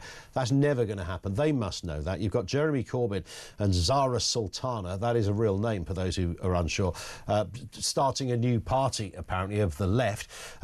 Of course, Mr. Starmer has done all he can to distance himself from Jeremy Corbyn, even though he was out there electioneering for him, saying this man will be the best Prime Minister ever. However, could he turn left? Could he go really left? I mean, many already see him as a socialist. Could he go, do you know what, my best chance is actually through the kind of Corbyn channel again? Well, it might help him create some sympathy and understanding within his own party, but I don't think it's going to work with the voters. And what we saw last year is Labour won because they weren't Jeremy Corbyn any longer. 2019, they got thumped with Corbyn in charge. 2024, they win with Starmer in charge, saying all these nice centralist Blairite type of things. Yep. So going left is not going to help him with the ultimate electorate, but it might make short-term advantage to sort of prop up his position in the Labour Party. By the way, Corbyn has just tweeted, apparently, I've just seen the tweet, that he welcomes Zara Sultana leaving the Labour Party, but Corbyn is not yet committing to any kind of joint leadership of that new party. So that's all a bit up in the air. And here's another area that, again, in opposition, Keir Starmer and Labour said they'll deal with all of this, whether it was about immigration, whether it was about health, whatever it was. Don't worry, the Tories are out of power. They were a bunch of nutters. We're the adults in the room. And this was one area that, they were promising to get to grips with. People who overstay, and we now know from Yvette Cooper's Home Office that they don't know how many foreign workers stay in Britain to work illegally after their visas expire. Now, I thought, maybe naively, that, if you come in on a visa, then like a passport, you ping in the system. It's kind of a ping in, ping out sort of thing. And something would pop up in a database, or you'd just have to do a very cursory search, that if X amount of people's visas were up on April XYZ year, it would show you a big list of people that should have gone by now, but they're still here, and there's like thousands of these people. Net migration peaked at 906,000 in June 2023, falling to 413,000 after stricter Tory immigration rules, but visa abuse is still a problem. And they don't know how many. It's incredible, isn't it? And we therefore don't really know how many people are living in the UK illegally. Some estimates I've seen are that 1.2 million people in the UK are here illegally. That's a city more than the size of Birmingham. Now, okay, we don't know. That's the thing. So we can only go on estimates. But one thing you do expect the government to be able to do, given the amount of taxpayers' money increasingly that goes into government, is to know who's here and to log who goes out after their visa has run out. Yeah. The fact that they can't do that, and presumably haven't been able to do that for a number of years, we can't just pin this on Labour, is grotesquely depressing for those of us who already find this scale of immigration absolutely appalling into this country. It's extraordinary, isn't it? And again, there doesn't seem to... We were talking earlier to Callum Price, and I put the same point to him, Robert, that, it doesn't the database suddenly ping up and kind of explode in the Home Office, going, oh my goodness, there's 100,000 people that should have gone home by now, and they're still here. And he said, don't overstate how, what you think the technology is in the Home Office. It's not all it's cracked up to be. In some departments, there's a hamster in a wheel, apparently. Yeah, it's just deeply depressing, isn't it? You would have thought with all the technology at our disposal, and as I say, all the money that the government takes from us from taxpayers, that this is one thing they'd be able to get on top of.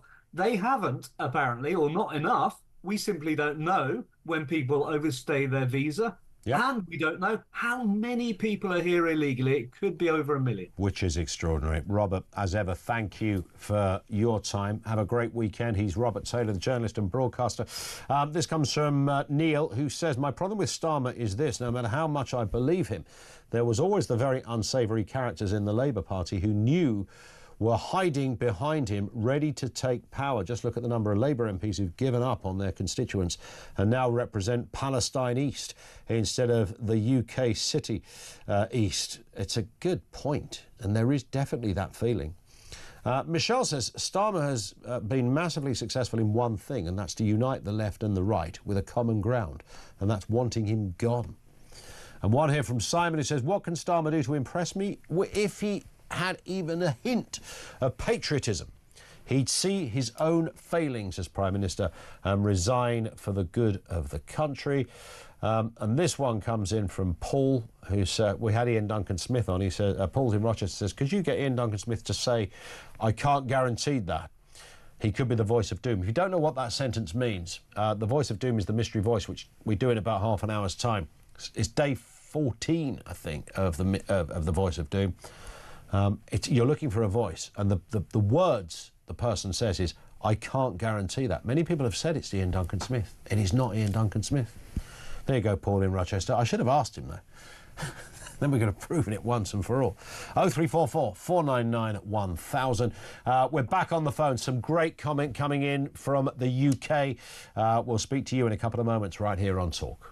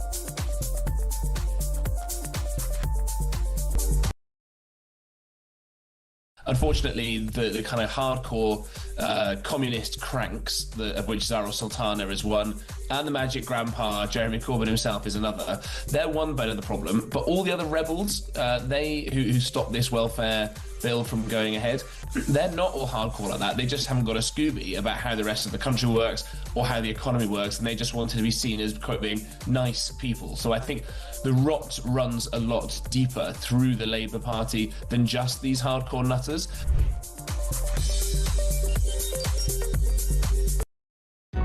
Across the UK, on DAB+, on your smart speaker, on your smart TV, and on your side. This is Talk. One here from Michael in Norfolk. Keir Starmer will hold on to his position and beliefs for as long as he can. He's so driven that I fear he will leave the country in a calamitous state for the next government. I mean, the funny thing about, there's surely no such thing as a politician, left or right, somewhere in the middle, who, in their own mind, doesn't think they can make the country better.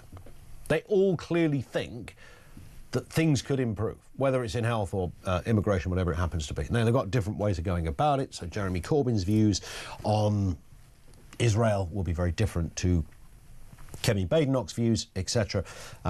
Nigel Farage's views on health will be different to Keir Starmer. So you get, but surely nobody comes into office and goes, yeah, my big plan is to ruin the country. When they get there, I think there's something about not knowing how to find your way around the system and not being, as passionate about your beliefs or your inner core as you told people you were. Otherwise, you just do it. Governments can do. A friend of mine used to work very closely with Theresa May, and I said to him, how much power does a Prime Minister really have? And he said, absolutely serious, he said they can pretty much do whatever they want.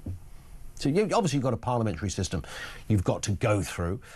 There's even ways of circumnavigating that. But his point was, and he wasn't saying it as a kind of brag or a sort of terrifying, if you really want to do something, you can do it. Ben is in Essex. How you doing, Ben? Happy Starmer year. 12 months down the line. How's he doing? Not bad. I'm not very happy, though, Ian. I think it's been, clearly the worst ever year from any Prime Minister. I mean, where's the growth? Where's the, where's the people protecting the borders? We're getting taxes rise. We've got less money in our pockets. And all we get is breadcrumbing from him and their party and these Prime Minister questions. Oh, we've got this and these statistics that might look good, and it's all gaslighting. Feels that way, doesn't it? Yeah, it does. Yeah, we should be dropping taxes. We should have more growth in the economy. Prices coming down. Yeah. Electrical bills coming down. The problem is he talked a good game, Starmer. We all knew he was going to be bad, but I think he's been a lot worse. And not only that, we've got zero confidence in him. We look ridiculous as a country, and we've got a crying Chancellor. I mean, it just looks weak and it's silly. And I think we all know that if we had competent, strong people, that wouldn't be happening. I mean, the obvious one, Ben, is that, the Channel migrant thing, which apparently is impossible to stop. Rishi Sunak couldn't stop the boats. Even though he had a big slogan saying "Stop the boats," Starmer can't stop the boats. This one thing of stopping 50,000 people crossing the Channel illegally. Apparently, it can't be done. It can be done here. We've got the Royal Navy. We've got probably the best army, special forces, probably the police service in the world, which makes us all proud to be British. They're not being utilised. They're being completely undermined. Yeah. And we can stop these boats, and it should be a state of an emergency at the moment. We don't know who's coming over. It's being allowed for whatever reason, probably to destroy the country. And as you were just saying there, the Prime Minister can do whatever they want. The problem is they're too hooked up into this, wanting to look good, European Court of Human Rights. When you've got migrants coming over from countries which, God knows where, that is an invasion. It's a risk on our security, our economy. We should have the army there. If we'd have had the Royal Navy there, not allowing one single person to cross on, I don't think... But what are they... I mean, that conversation has obviously come up in the Home Office, right? Someone's got to get the Royal Navy. And then somebody would have gone, well, what do they do when you get them? You can't turn the boat round, so you've got to do something. I don't think any British person would be... If we had a hard front where you would turn around or the Navy just wouldn't let them past and they got into trouble or there was something bad happening, I don't think anybody would think, oh, what's the European Court of Human Rights going to say? Oh, no. I mean, if you're a migrant and you're trying to come into this country the wrong way, that is your risk. I mean... Well, yes, that's it, isn't it? You take the risk because you've come in through unconventional means, then that'd be your risk. And, if the Navy did go, right, OK, we're picking everybody up, you've no right to be in these waters, so you're coming on the boat, well, don't worry, we'll give you a cup of tea and a bun on the way back, and away we go, back to Calais, and we drop everybody off. I mean, this European Court, what are they going to do? I mean, they're going to come and arrest Keir Starmer. Seriously?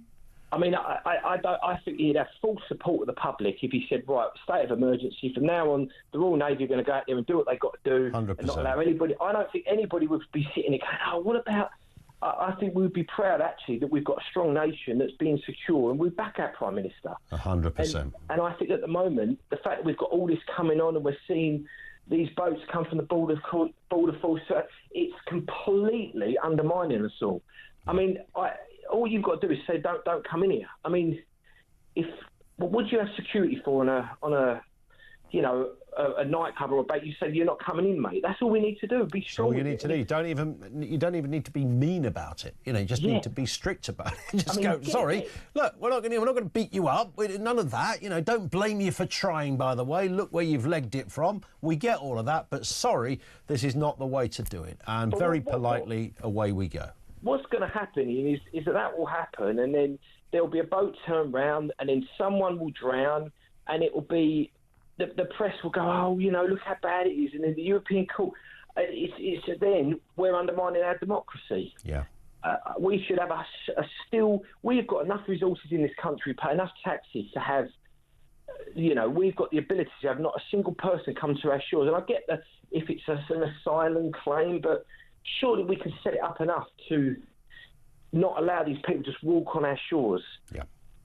There it is. Listen, great stuff. Ben, lovely to speak. Have a cracking weekend, mate. Enjoy it. I think there's going to be, a mixture of sunshine and showers, I'm told, to cool it down before another stonking heat waves hits next week. Lenny is in Ashford. How you doing, Lenny? I'm tickety-boo, thank you, Ian, mate. That's good. Glad to hear it. What are you thinking? Well, you couldn't have had a better liar than Starmer at pre-election. Go on. And one thing you should always remember, a thief will steal all you've got, but a liar will get you hung. And he has hung plenty. No, I hear you. That is it. He's done more damage than what any thief could do to you. Do you think he's done it through... is this incompetence? Is it a plan that didn't work or a plan that couldn't work? What? He must have thought at some point, I'm going to be really good at this Prime Minister thing and I'm going to make stuff happen. He can't have laid in bed all those months before the election, knowing he was going to win, thinking, I haven't got any ideas. No, I'll tell you something. I believe Starmer's priority is Starmer. And he's only using his job now for a good job in Europe. That's why he's so agreeing with everything. He's the same as Blair. Yeah. When Blair told them to keep our £8 billion refund, it was so Blair thought he was going to get a good job in Europe. Yep. But they blagged him, and Europe are only blagging him to control us. And you see, there's the problem, isn't it? If there's this kind of that's another issue that he's got to deal with. If that's where his focus is in getting us back into the EU. I don't think, I say this, nothing should surprise us anymore, Lenny. If he was seriously thinking, I want us back as full members, he's talking about something so expensive, we would be, bearing in mind, when it comes to the finances, we're not in the best place, it would bankrupt us for decades to come. Well, we're worse than that, Ian, because what he is doing, they've got control over us, and we haven't got a vote or anything in Europe now. No. They totally control us, and we. When you say they totally control, how do you think Europe totally control us now? Well, I think they're controlling the immigrants because, to come through Europe to us, that they're in control of that. And because if France wanted to stop the immigrants getting on boats, they could.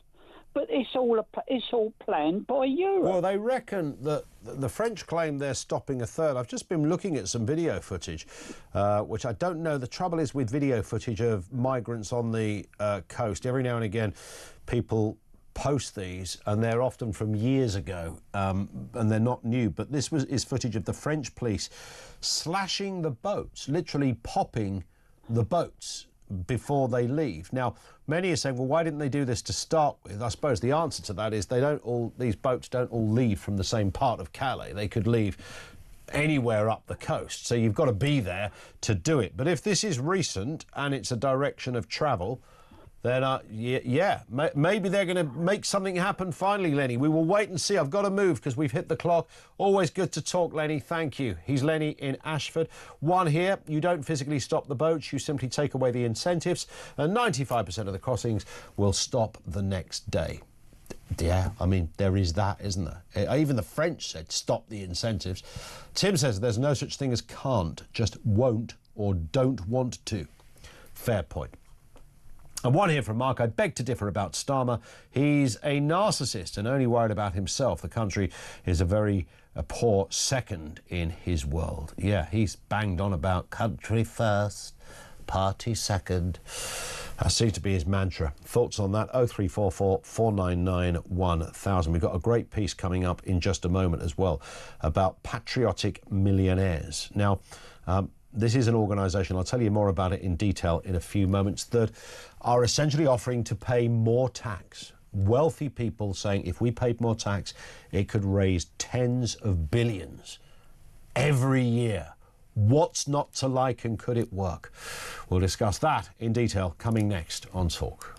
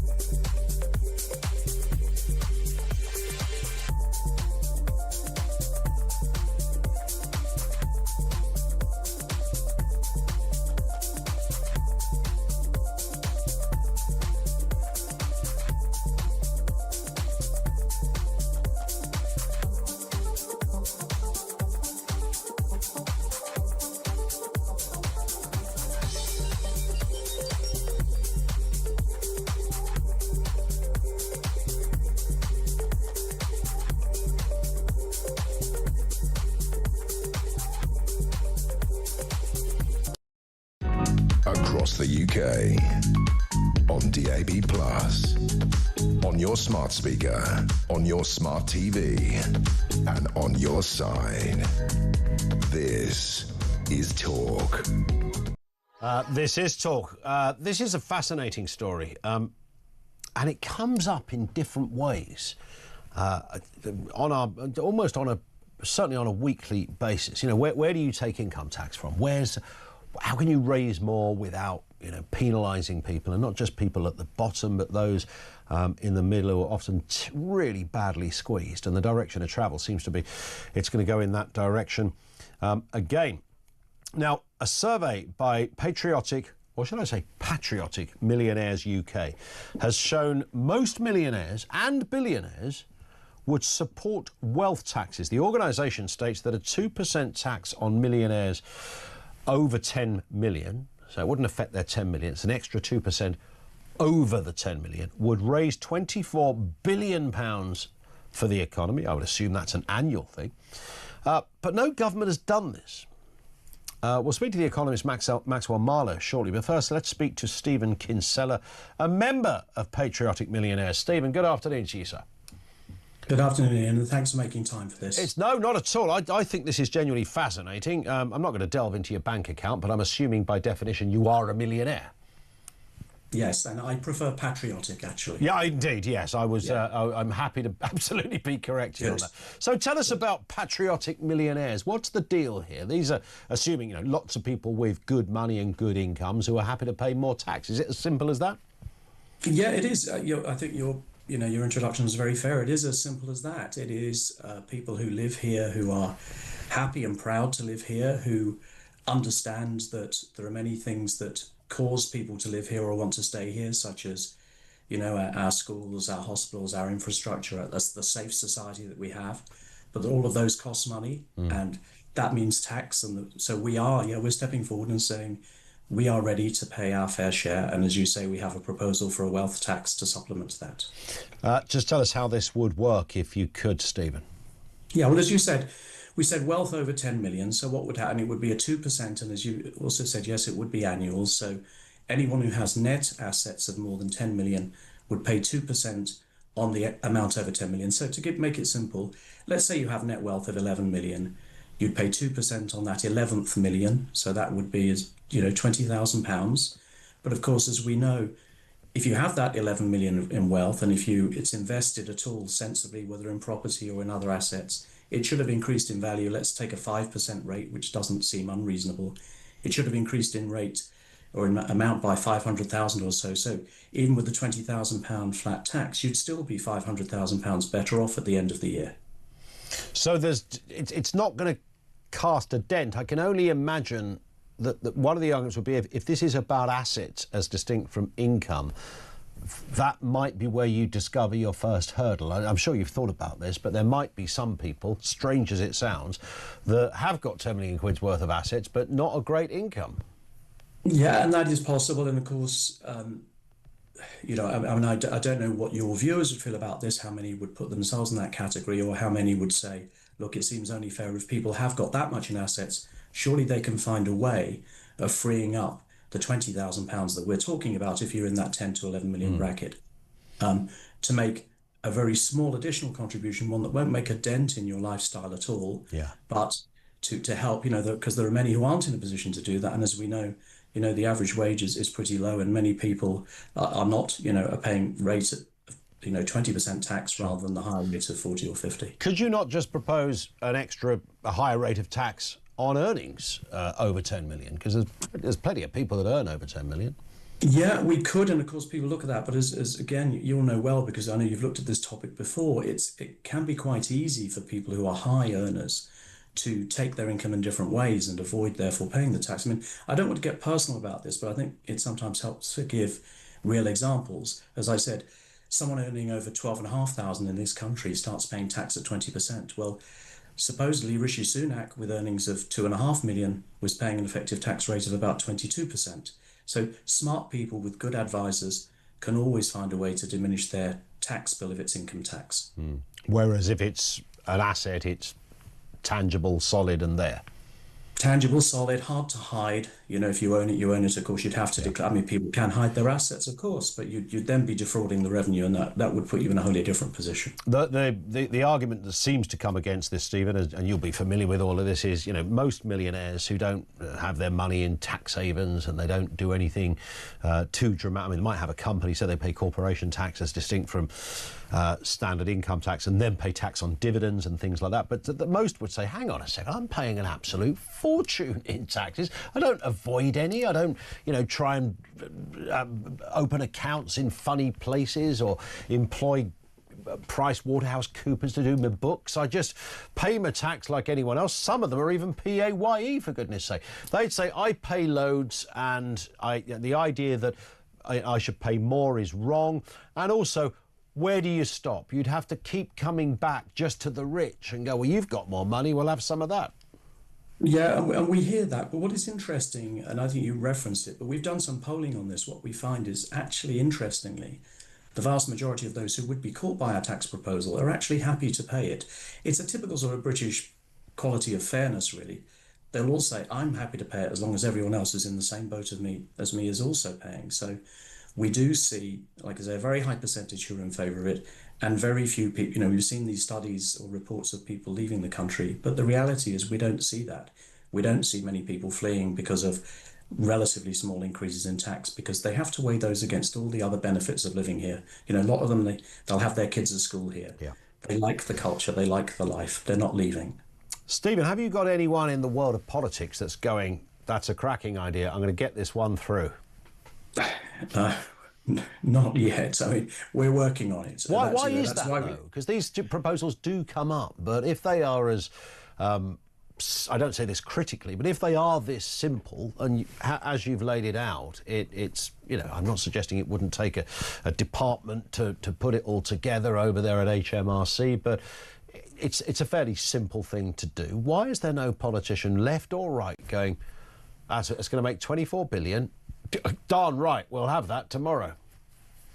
But I think you were right in your question. The truth is, I think a lot of politicians are scared of it because it comes across as the politics of envy, doesn't it? You have to explain that this is really fair and that it is needed. And there has, I think, also for a long time been a genuine fear that so many would leave or avoid it that it would not really produce anything like the receipts that we talk about and that would make it worth it. So that's what we're trying to do. That's why we're here. We're going out saying we're not leaving. People like us aren't leaving. Most people would pay it. It would make a really big contribution to our country. And, you know, there are so many things we need the money for at the moment. And there are lots and lots of millionaires who don't have assets of 10 million, of course, so they wouldn't be affected by this. They would not be affected by this proposal. That's absolutely right. And look, it's arbitrary, isn't it? 10 million, people could say, why not 5, why not 20, why not 50? Yeah. We've settled on 10, which seemed fair to us and seemed explicable. And again, thinking back to, you know, to all your viewers, to them, £10 million is unimaginable, isn't it? Will they not agree it's a good idea that people have been that fortunate? And bear in mind, of course, most of the people who have that, they made, like people like me, you know, we made our money here. We made it, you know, I had free school. I had free university. I had all the benefits of this country. And most of us are like that and very genuinely really have. And that's, you know, why patriotic millionaires? The patriotic, there is a, you know, a reason why we're called that. We're people who believe in this country and want to pay our fair share. So you're one of those in a position that would be paying more if that was the case. I mean, if it wasn't the case in terms of a government or a party adopting it, can you voluntarily throw that money into the pot? Yes, you can, and that is sometimes, you know, the question put to us is, well, if you care, if you want to pay more, if you feel you can afford it, why don't you? I think it comes back again to this notion of fairness. It will work and be much more effective if everybody feels that those in the same boat are bearing the same fair share of the burden. Stephen, great to have you on. Really appreciate your time. Thank you. It's a really interesting proposal, but is it workable? He's Stephen Kinsella, a member of Patriotic Millionaires. He has assets, as he said, over 10 million. Very nice man as well. Let's speak to another very nice man, Maxwell Marlowe, Director of Public Affairs at the Adam Smith Institute. Afternoon to you. I mean, you know, I doff my cap to him. He's done very well. He's self-made. He's clearly riding high. His assets alone are worth more than 10 million. So good for him. That's brilliant. I love that. We want more people like him. But he wants to pay more tax, Maxwell. I mean, if he does so, and if this scheme came in, would it work? So I think on the first point there, Ian, I'd say you can just send your tax money to the Treasury. They're not going to turn you away. You can fill in a P800 tax form. And what I always find baffling with patriotic millionaires is they haven't done that. And they should, I think, rather than lobbying and spending all this money, running a big organisation, spending all that money on polling, why not just, you know, give your tens of millions, your billions even for some, over to the Treasury? I'm sure they won't say no. So that's the first thing. The second thing is that it actually doesn't work in the same way that Stephen laid out. What you have to remember is that, A, this would be the highest level on wealth in Europe. So most, you know, wealth taxes in Europe are below 1% or about 1% to 1.3% on very selected assets or their net wealth. So that's money you've generated from a backstop and you've grown it up. But those are all really, really small, and there are other non-taxes in those areas. So it's funny when Stephen says, you know, we should have a wealth tax. We do have wealth tax. We've got inheritance tax, for example. We've got capital gains. We've got stamp duty, all taxes on assets, whether those are shares or real estate, that essentially the government gets their hands on when they're disposed of. So that's the second thing. The third thing is actually the millionaires. It's great that Stephen and his crew are keeping around, but we know that lots of millionaires are leaving at the moment. I speak to so many firms in the city who are saying, my clients are all disappearing, my wealthy clients. We saw, you know, the number 2 at JP Morgan decided to up sticks and leave. You could see the Sunday Times rich list, loads of people starting to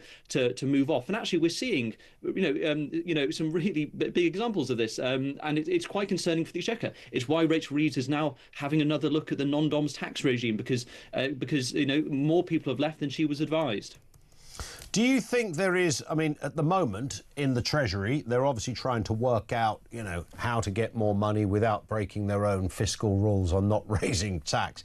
I was looking recently at a property, I wasn't looking at it personally, a £5 million property online, and looking at, you know, this beautiful house that had been built. Well, it kind of was beautiful. It was new.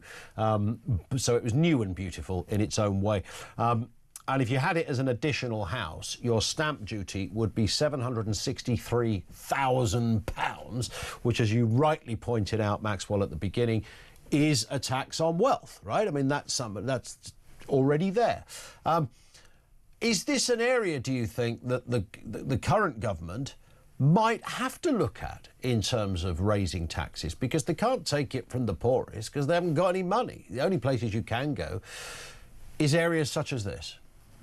Well, that's true in many ways. I mean, I'm going to say, Ian, if you want to buy a really nice house at a lower cost, check out Westminster and Kensington, because so many rich people have left London that house prices are falling in those really nice areas. So I'd have a look at that. But I will say on that one point though, right? So what is the Treasury looking at the moment? So what I have heard from the Treasury is they're looking at two different types of tax. They're not going to try wealth tax, I don't think. They've seen the damage caused by the abolition of the non-dom tax regime and how that's gone really badly. But they are thinking about two others. One is an exit tax. So that means when you leave the country, you have to keep behind essentially some of your assets for the government. So it's kind of a wealth tax, but only when you leave. And the second thing they're thinking about is what we call a passport tax, which is global taxation on British nationals who live elsewhere. The only two other countries that do that are the United States, with the fearsome IRS behind them, and Eritrea. So it'd be a very strange club for us to join. I don't think it would work. But those are two things being actively considered in the Treasury at the moment. And it's I will just say an exit tax is a terrible idea. I think it is pure banditry, that you are essentially stopping people from leaving a country without basically them forking up a fee to the government in order to leave. So those are two areas. I don't think the wealth tax is going to happen, though. Just a final word. We'll have to be brief on this, Maxwell, but as an economist, as somebody that understands reality, where would you plonk a tax? If you were sitting there in the Treasury and Rachel Reeves, once she'd stopped crying, said to you, Maxwell, I need some advice. I've got to raise money. I've got to raise $5 billion. Where do I do it? How do I do it? I wouldn't raise taxes. We're already at a record high. I'd start cutting, and I'd start cutting quite quickly. So, for example, I'd go for the state pension. I think you get rid of the triple lock, tag it to 2.5% or inflation, but the triple lock isn't going to work, and it's going to go. I think it's going to go bust in about 10 years. So I'd go there. There it is. Nice one. Listen, Maxwell, thank you for that. That is Maxwell Marlowe, Director of Public Affairs at the Adam Smith Institute, with a reality check, as he would see it, although Stephen Kinsella made the point that actually there's a way of doing this on assets. Who do you agree with on that one? 0344 499 1000. I will play you in a moment. We're going to take a short pause. A little video that we stumbled across of a group of people, probably posh kids, who are advocating for a wealth tax, but they've got a very different way of campaigning. We'll bring you that next on Talk.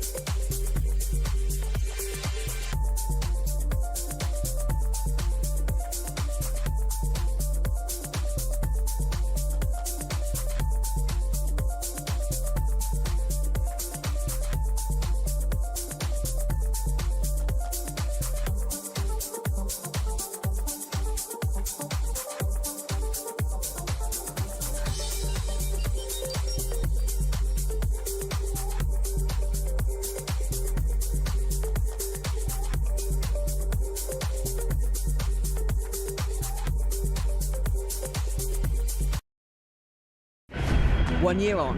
And it's already falling apart. We did it!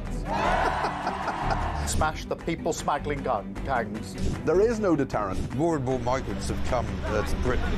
I thought Starmer would definitely last the 4 or 5 years. Now I'm thinking 2 maximum. And it turns out that Keir Starmer had a wardrobe busier than David Beckham's. One explosive hour. U-turn after U-turn. I'm frightened about how bad they are. Absolute incompetence and deceit. 1 year of chaos. Only on Talk.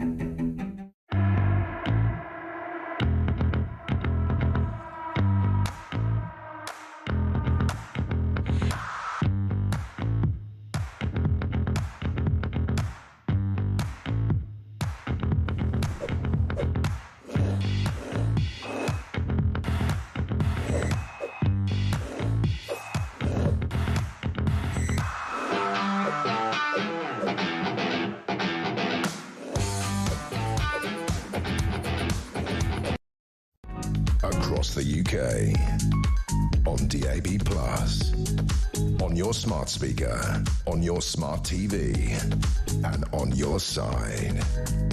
This is Talk. It is a little more than that. It is Talk, 0344 499 1000. What have we got? Loads. In fact, we've got the Voice of Doom. Should we start with the Voice of Doom? And then I want to play you this little video. Then I want to talk to Ian and to Matt in Cheshire as well. We're day 14 on the Mystery Voice. You are looking for... Oh, my goodness. I've got to give clues here now. It's a former MP, former Cabinet Minister. I can tell you that much. A former Conservative Cabinet Minister. Who is this? I can't guarantee that. It's not Michael Howard. It's not Ian Duncan Smith. It's not William Hague. It's not David Cameron. So go back a bit. Here it is again. I can't guarantee that. If you think you know, 87222, just give us a call on that, or give us a message on that, rather. Don't phone in. There isn't a prize. We're not that generous. If you fancy having a crack at it, we'll tell you on the other side of the news at 3 if we get a right answer. One more time. I can't guarantee that. Who's that, then? If you think you know, 87222. We were talking about wealth taxes with our last 2 guests. Last night... a campaign group, Fossil Free London, oh God, posted a video on their X account. This was the caption they put. They said, last night we disrupted Harrods to demand a wealth tax on the ultra-rich. In just 90 minutes, billionaires emit more than we will in a lifetime. They are eating all the cake. Bill billionaires to fund climate action. Let's have a look and a listen to what they did.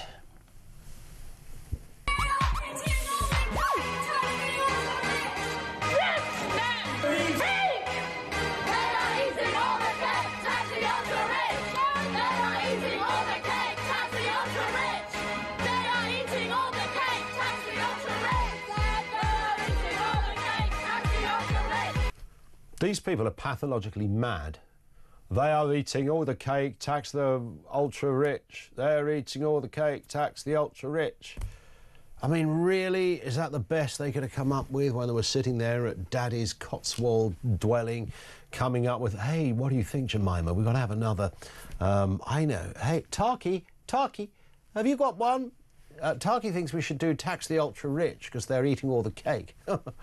That's very good, isn't it? Should we do the taxing the the cake? Yeah, let's do. And so they went for it, and they dressed up in posh stuff and ate some cake in order to amplify their message, tax the ultra-rich, they're eating all the cake.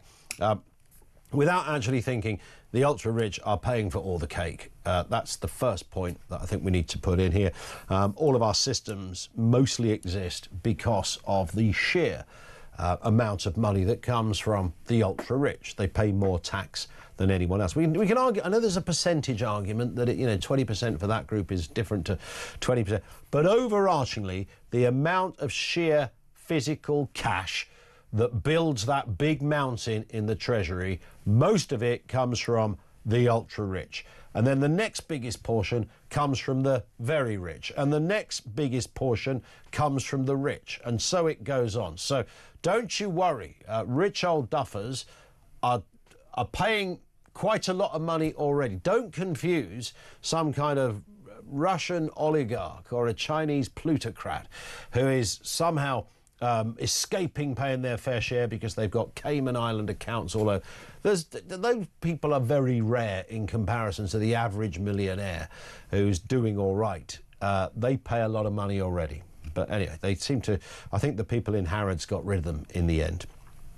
Maybe they just went shopping and bought some stuff for their summer holidays to Daddy's Island. Who knows? Let's go to Ian in Bridgend. We started off, Ian, with the very simple question about whether you can tax people who've got a lot of money. Would it make a difference? What do you think? Yes, bonkers, isn't it? Good afternoon, Ian. Afternoon. Yeah, just to say that, as we've seen in the past with David Cameron, we'll have a temporary increase on the VAT just to cover us after the credit crunch. Here we are, all the years later, still paying it. Yeah. And then within the last week, we've had the 210th anniversary of the Battle of Waterloo. We started paying income tax to defeat Napoleon, and here we are, we're still paying it. No, it's a ruse, isn't it? They start at 10 million. Once they've established the principle, before you know it, it'll be down to 10,000 or 15,000 in the bank. You'll have to... Yeah, and as our economist pointed out as well, Ian, and somebody's written the same point here, what is stopping patriotic millionaires from making tax payments based on his assets? Why is he waiting for tax law to change? I mean, maybe he already does. I don't know. But as our economist rightly says, you can fill out a specific form to the Treasury and give them money. Exactly. Why not tax the trust funds? And half these demonstrators, we get them out of the country. So that's a very good point. Yeah. Yeah, I can't wait for their next video. Ian, thank you very much indeed for that. Let's go back to where we began as well on this question. How do you rate Labour's first year in office? Matt's in Cheshire. What have you got for us, Matt? Fire away. Hi, good afternoon, Ian. As usual, I've written a few things down just for time's sake, if that's all right. Yeah, go for it. You've got 50 seconds. I reckon you can do it, Matt. I've been ringing talk for 3 years, comparing Starmer to Joe Biden. Biden at least had the excuse of being 80 and senile. It was over on day one with the winter fuel payment, and it was over with return of the sausages. Everywhere I go, everyone I speak to, nobody is ever going to vote Labour or Conservative ever again. The winners, I can't even read what that says. The winner's speech that you played earlier was more or less telling us everything that we needed to know, like a litany of hollow phrases and cliches and total drivel. And that seems to be honest, Matt, the direction of travel. We cut in. I think you got it all out there.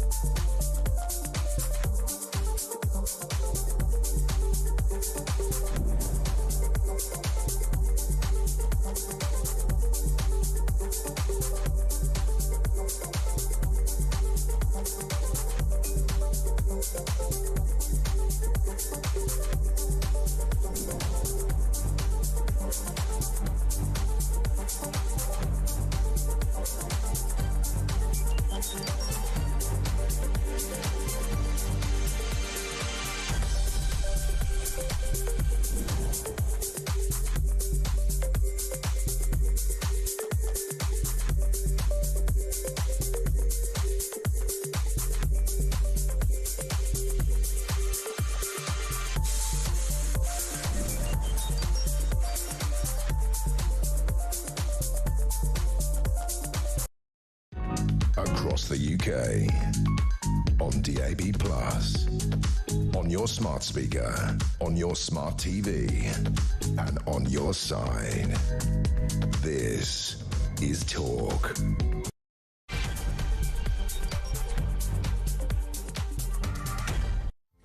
Good afternoon. Welcome back. 3 minutes after 3 o'clock. It is the home of common sense. So much to get through. We've been talking, of course, about a year since Labour got into power. Keir Starmer's premiership since that time has faced all manner of jip and hassle, welfare cuts, scandals, riots, voter discontent.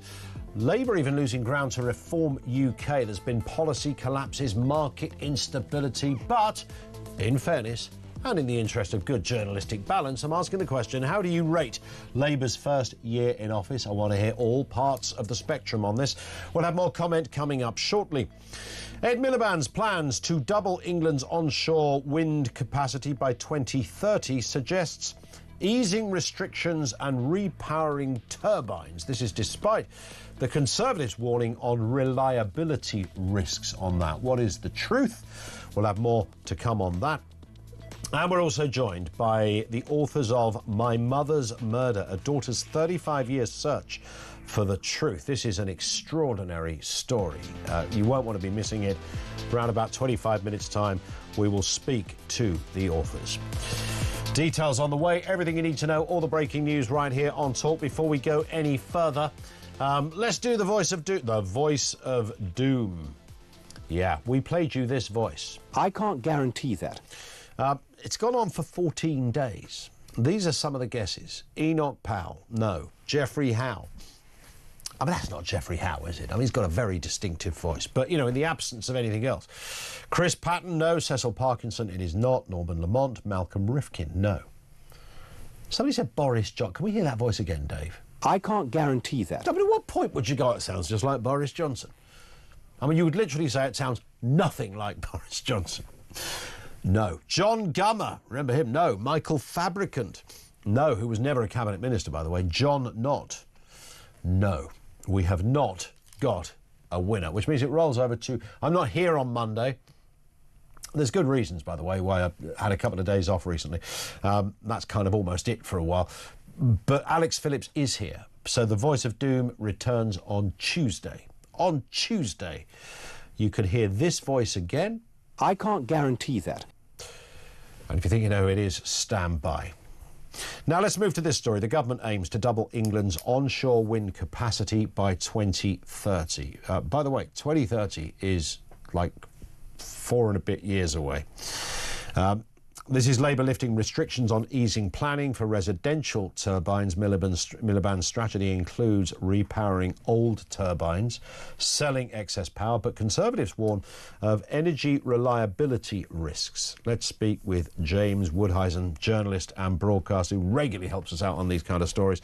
Afternoon to you, James. I come at this from a very, I'd like to think, fairly pragmatic point of view. If somebody said to me, by sticking a couple of fields worth of windmills in different places, not everywhere, we're all going to get free energy for the rest of time, I'd be saying, where do you sign me up? This sounds like a fantastic idea.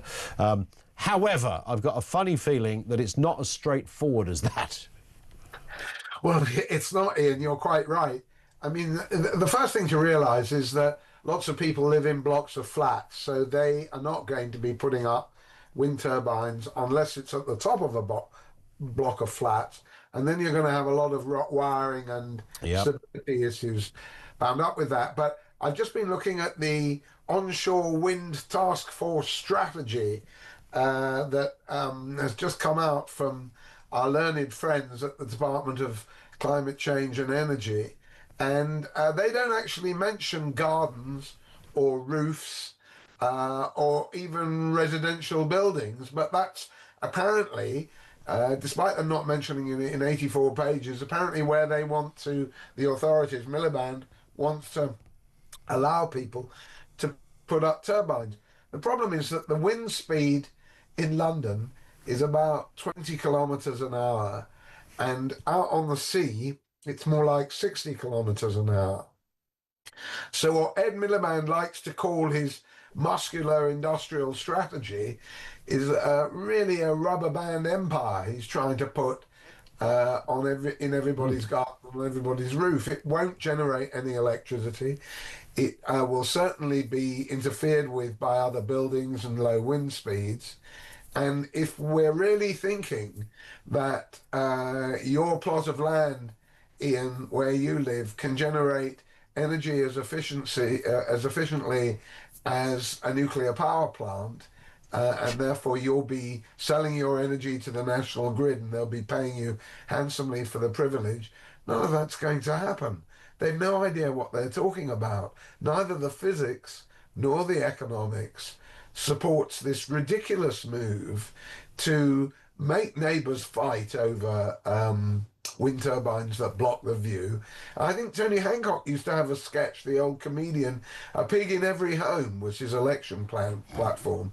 1 year after being elected, you know, a windmill in the windmills of Ed's mind is really what we're being asked to take on trust. That will fix our energy problems. It won't. And you can only, I mean, you touched on it there. There's many tentacles to why this might be a bit iffy, and that's generous. And one of them would be, you know, if you stick a shed up in your back garden, there's a neighbour somewhere that complains. I've got a friend who's just moved in a few doors away, and somebody complained about the work he's doing, which involves a very small extension, because of the light that will be coming from his house.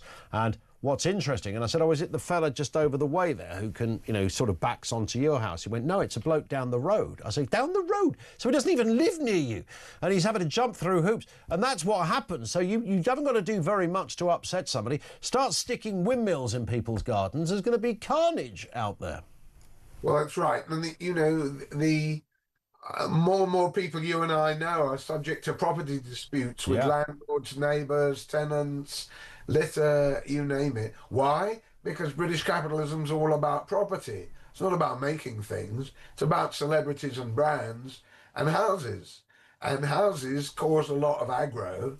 And the industry, like garden-based wind farms, is extremely inefficient. We don't have really a house-building industry that can meet the kind of targets that we would like to meet. And it's the same with meeting those net zero targets with these, you know, Mickey Mouse windmills, I shall say, not turbines, windmills, you know, in your backyard. It's ridiculous. Tell us this, though, James. I mean, Ed Miliband is, you know, he's got some curious ideas. I'd like to think of all things. He's not completely stupid. I'm sure if you had him on a pub quiz, he'd be pretty good at that kind of, you know, history stuff and general knowledge and politics. He'd know his terrain. There must be somebody, taking what you've just told us, that this is, you know, the idea that this can do better than a nuclear plant or generate really anything. When they had the big meeting over there at the Department of Net Zero, somebody in the room must have said what you've just said to, not just to him, but his team. Would they have then gone, OK, so it's not going to do anything, it's not going to work, it's going to be costly, it's a complete waste of time and money, but we're going to do it anyway? I mean, are these people that evangelical and stupid, or do they actually know something you and I don't know, James? No, I think we know more than them, and in the first place, we know how little we know. They think they know everything. You and I know we don't know nearly enough. Yeah. And you know, I'll tell you which attitude has more in common with science. It's ours. Now, if you look at the forward to this onshore wind task force strategy, it's by Chris Stark, who used to run the Committee on Climate Change. And he says that, you know, everything's going swimmingly, and we're going to bring British consumers, and I quote, some of the cheapest homegrown power that can be produced. And the whole idea is that, you know, as Carbon Brief, the green NGO, said a year or two back, you know, renewable electricity is 9 times cheaper than gas. And the other big idea that Ed Miliband has is that we mustn't be subject to volatile regimes abroad that control gas and, you know, put us at the mercy of shake, rattle and roll, so to speak. Yeah. Oh, and you kind of froze on us at that very moment. Both of these are complete illusions. Sorry? No, your screen, you froze just very quickly. Okay, but you're back with us now, James. Okay, well, I'm always freezing when the going gets rough. You need a windmill. You know, the point is that there's no way in which renewable electricity is 9 times cheaper than gas. If it was the case, then the zeal with which the government has tried to implement renewable energy would mean our bills would be falling instead of the largest in Europe and larger than most other places in the world. So they continue to believe what isn't true. And it doesn't matter how unpopular they get or how much backyard NIMBYism they might deserve, they just will not look reality in the face. In the same way, they really believe that it's not only cheap to hook people up to this, but there'll be no problems after all the hassle we've had with National Grid, with substations and Heathrow and fires and these kinds of things, and all the hassles we've got paying renewables producers subsidies and then asking them to switch off their machines. There'll be no electrical problems.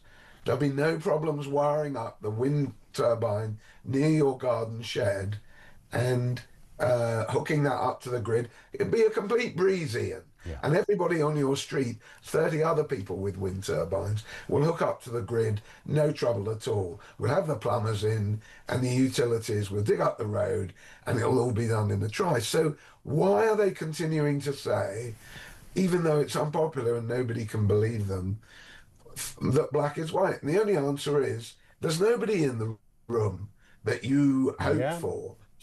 There's nobody saying, guys, you're on another planet. They live in a very insulated world of World Economic Forum conferences, of COP conferences about climate, of EU conferences, of UN conferences.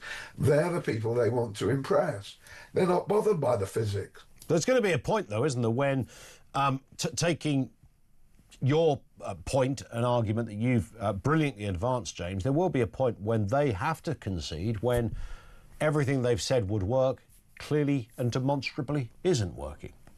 Well, look, I'm not hoping for power cuts. And in the book I published 15 years ago called Energize, I warned against alarmism about power cuts. But there's no doubt in my mind that this year or next year, power cuts are going to go beyond a particular substation and be likely to close down a city, certainly a town, and the rising criminality and all the other things that we might expect to come with that, and death, is going to put a lot more pressure than a critical Telegraph article or a critical talkTV slot will do on Ed Miliband. So I don't wish for that event. But if he imagines that he's going to continue with these policies for the next 4 years and nothing is going to upset them, it's all going to be a breeze. He's so mendacious, because the point I wanted to make is that if you look at the unstable, volatile regimes supplying us with gas and how Miliband claims that every turbine you put in your backyard will insulate us from these nasty sheikhs and others, only 20% of Britain's gas comes from unstable regimes, and they're not that unstable. You're talking Peru, Nigeria, Qatar, places like that. Most of it comes from America and stable regimes. There's none coming from Russia. There's none coming from Saudi Arabia. There's none coming from Egypt or anywhere iffy in the Middle East. So it's a complete lie to say, oh, look, dig your back garden up. That way nobody will be able to get to us through the gas price. That's Miliband's argument. He doesn't understand the geography. He's not looking at the import statistics. Can't be bothered. He's got another conference on a private jet to go to. While you're with us, James, just a quick word on this, if you would. Another car maker threatens factory closures because of the pressure to increase EV sales. This is Stellantis. They may close factories due to 2.5 billion EU fines for failing to meet unreachable EV emission targets. We know that Vauxhall's historic Luton factory closed in March, risking 1,100 jobs amid the UK's zero-emission vehicle mandate. This is putting an enormous pressure on car manufacturers who are just looking at this saying, this is completely unrealistic. Well, it's wrong to make historical connections and delusions if they're too tenuous.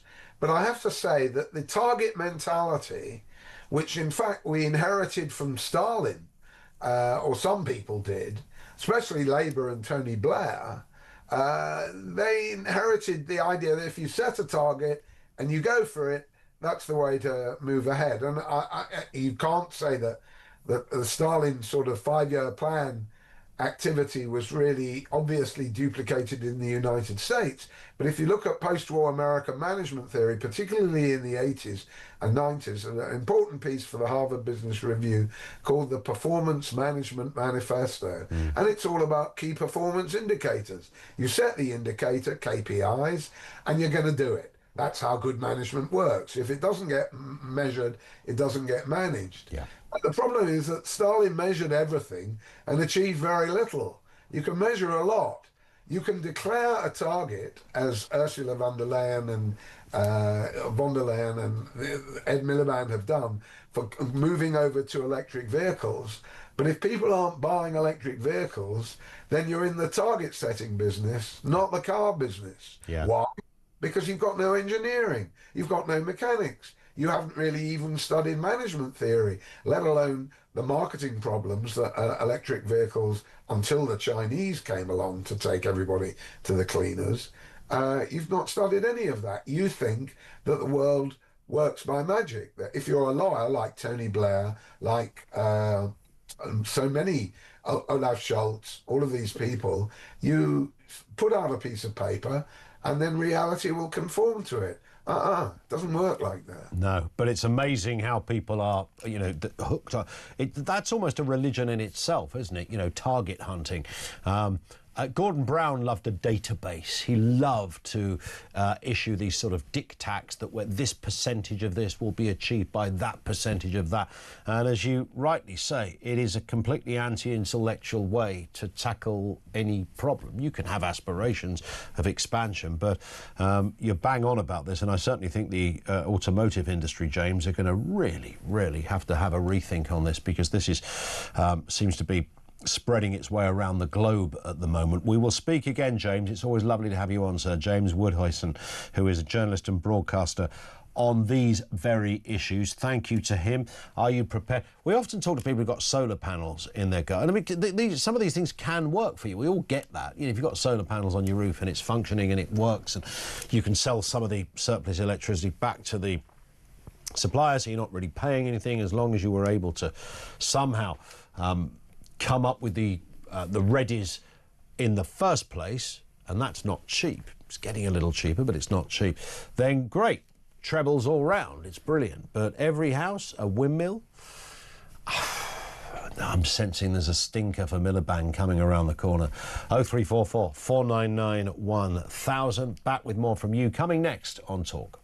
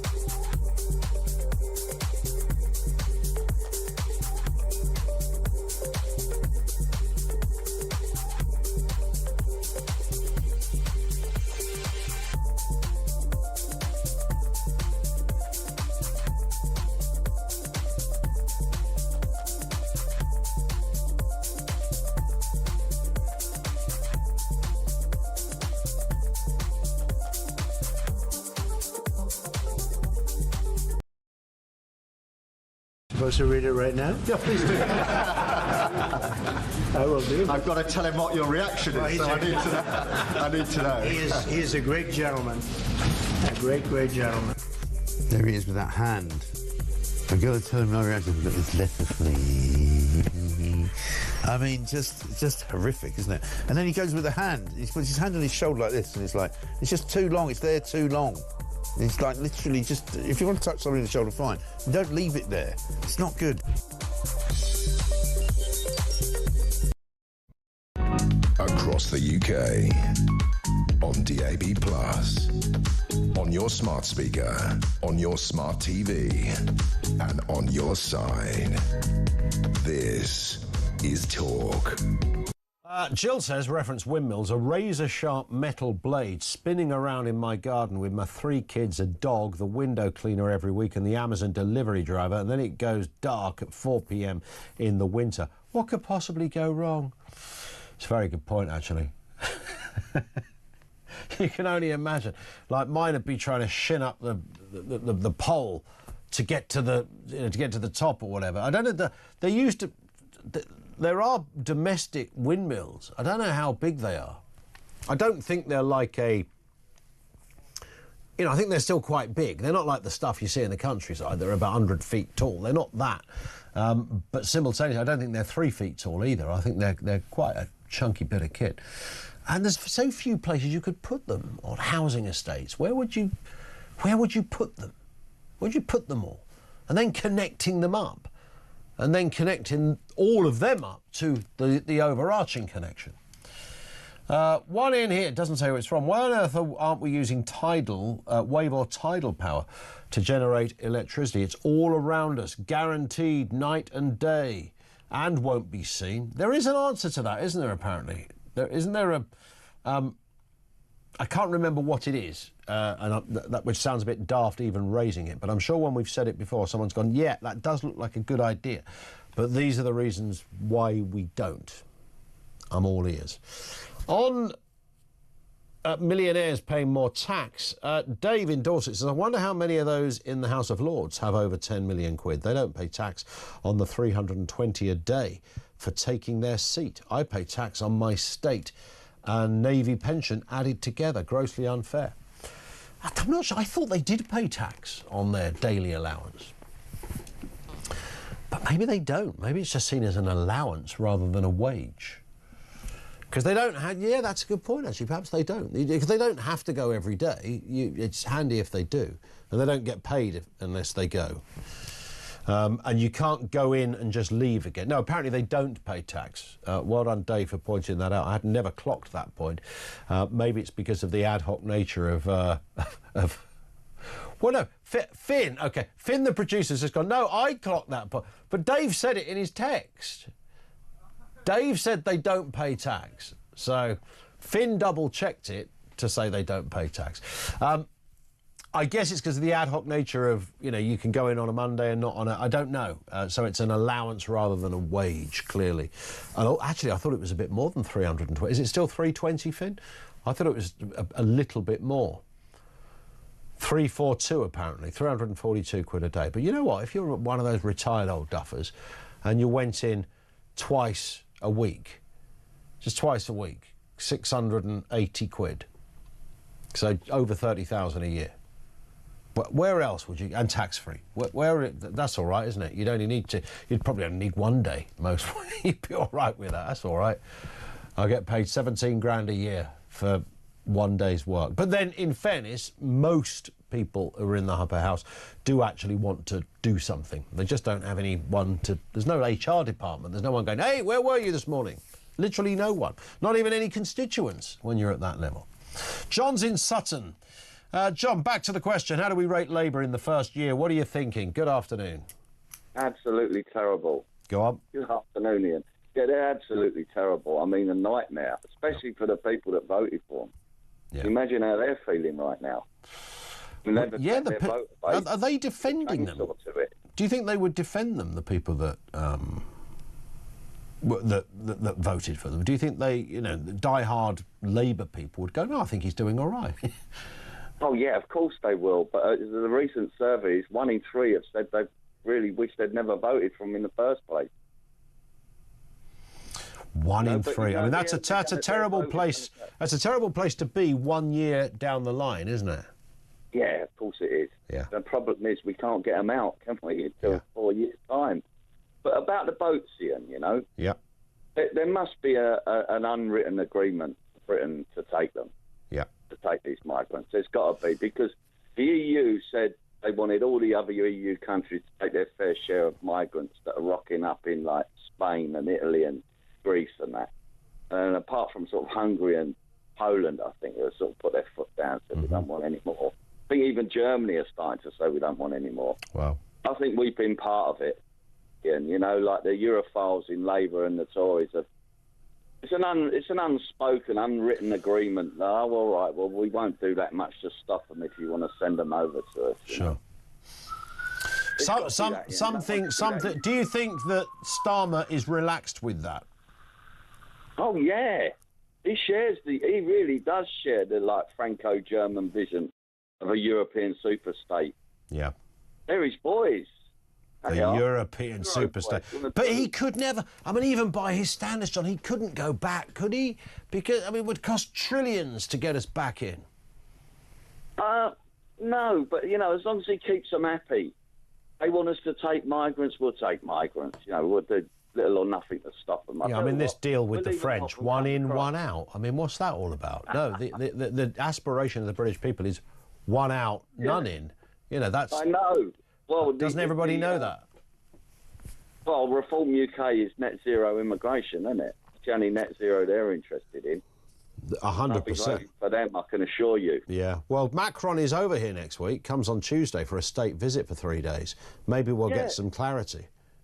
Oh, well, yeah, as if he's going to say, oh, thanks for taking all them migrants for us. Yeah, but I have a good idea. Meanwhile, one of those moments. We will see. John, you've been brilliant. Thank you very much indeed for that. 0344 499 1000. We're looking at a crime feature each week, reference CrimeCon, the big crime convention. We'll tell you more about that in just a bit. We're going to speak to 2 people in a few moments. One is a crime reporter, Jane Hamilton, and the other is Gina McGavin, who's also a co-author of the book and daughter of Mary McLaughlin, who is completely central to this case. It's a 35-year-old unsolved murder, and Mary was the victim, and as we sit here today, this cold case has been sort of reawakened a little bit.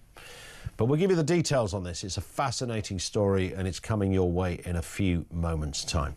In addition to that, and the good news keeps on coming, I keep thinking it's a bank holiday weekend. Maybe it's because I'm not here on Monday. And it's going to rain, by the way, all weekend, apparently. Not terribly, but a bit. Competition time here on Talk, giving you the chance to win a pair of Oasis tickets in Manchester, July the 19th. Not only is it for the tickets, we'll also put you up in a hotel and give you £5,000 spending money. Wow. I mean, wow. Tickets for Oasis, hotel room, and £5,000. This is jackpot territory. Here's the details.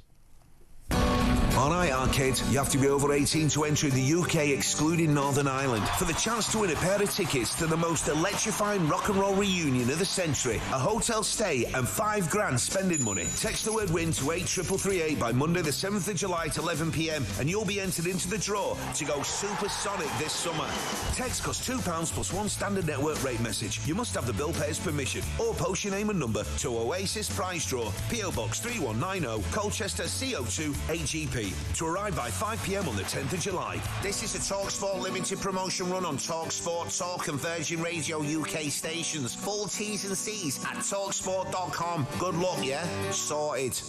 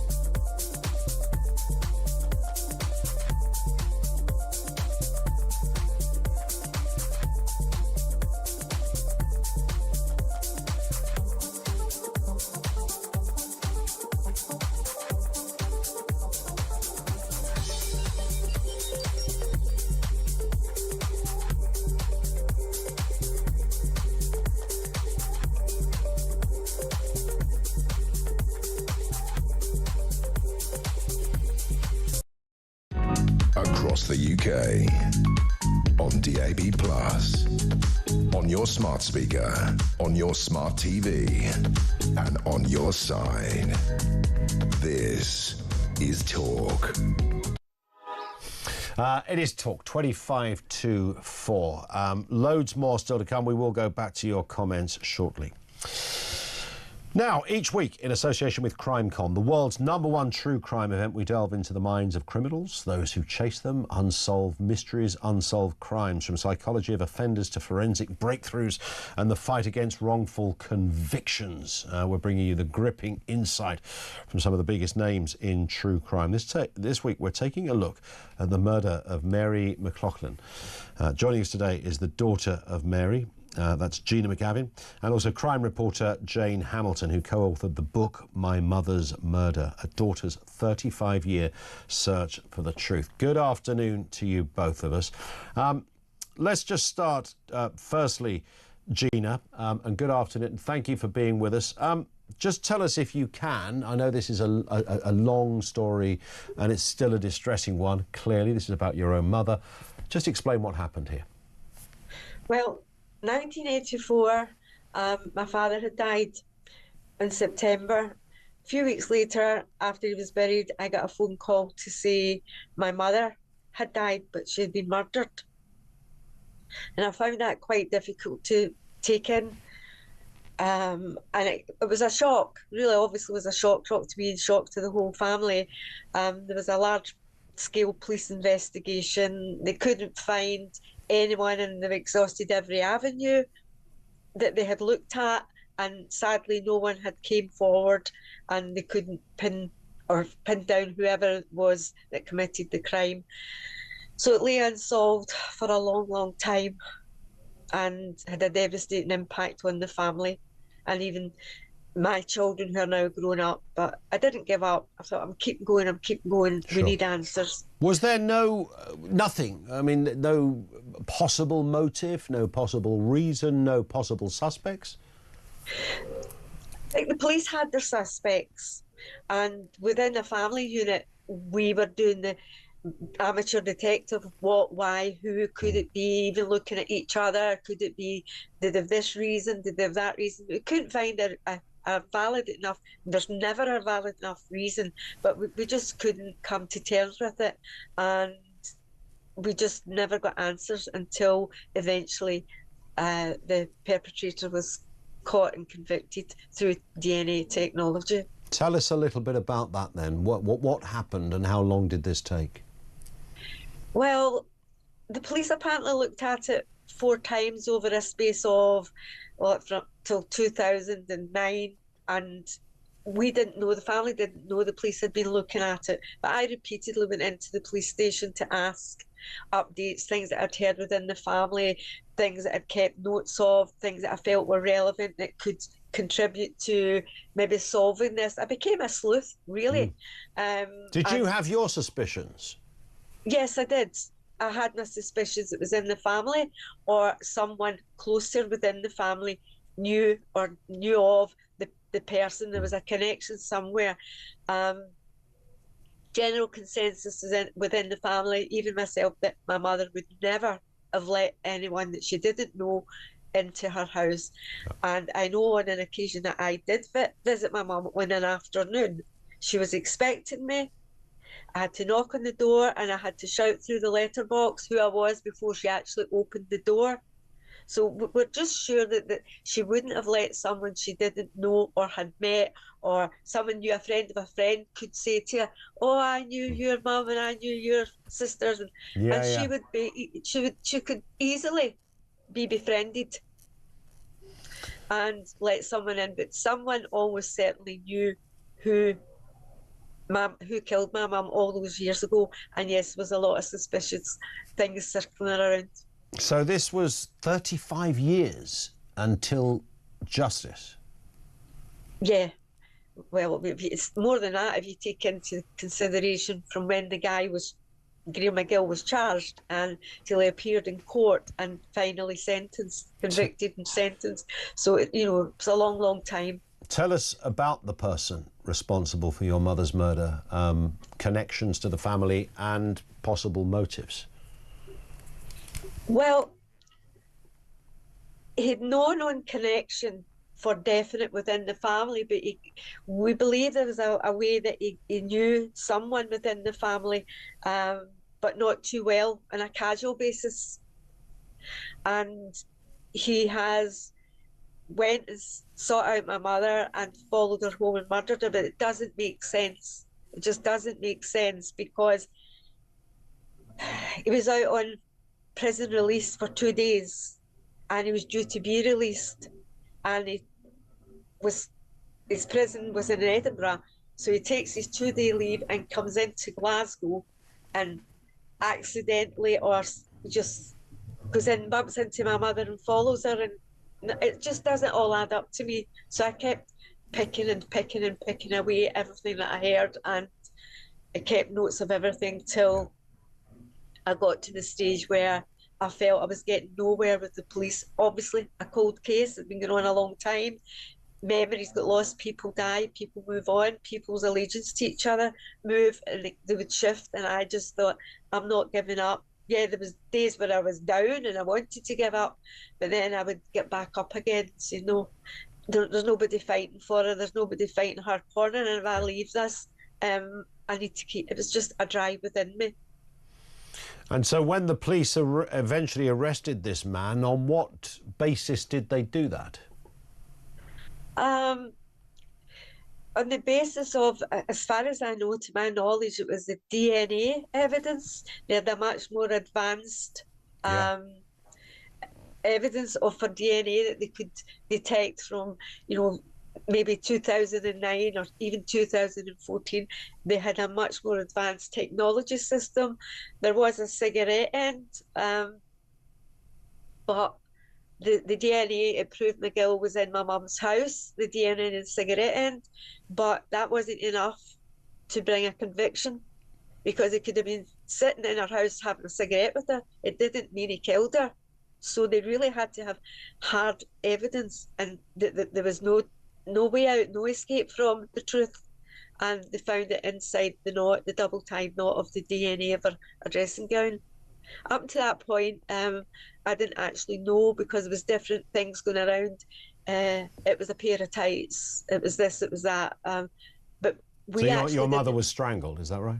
Yeah, she was strangled by a ligature, and I was always of the view that some people were saying it was tights. It was reported in the media, sometimes it was tights, and I think one of the witnesses said, McGill had said it was tights himself, and I was saying, well, I don't think that's quite right, because that isn't information that the police would release, because only the police would actually know what the ligature was. And a ligature could be like a cord, a rope, a dressing gown cord as it was. It could be a belt, it could be tight, it could be anything that can be wrapped around. So I can never dismiss things as gossip. I needed solid fact evidence, not just hearsay or what people were thinking. But yeah, it's normal, people will think and they will have their theories.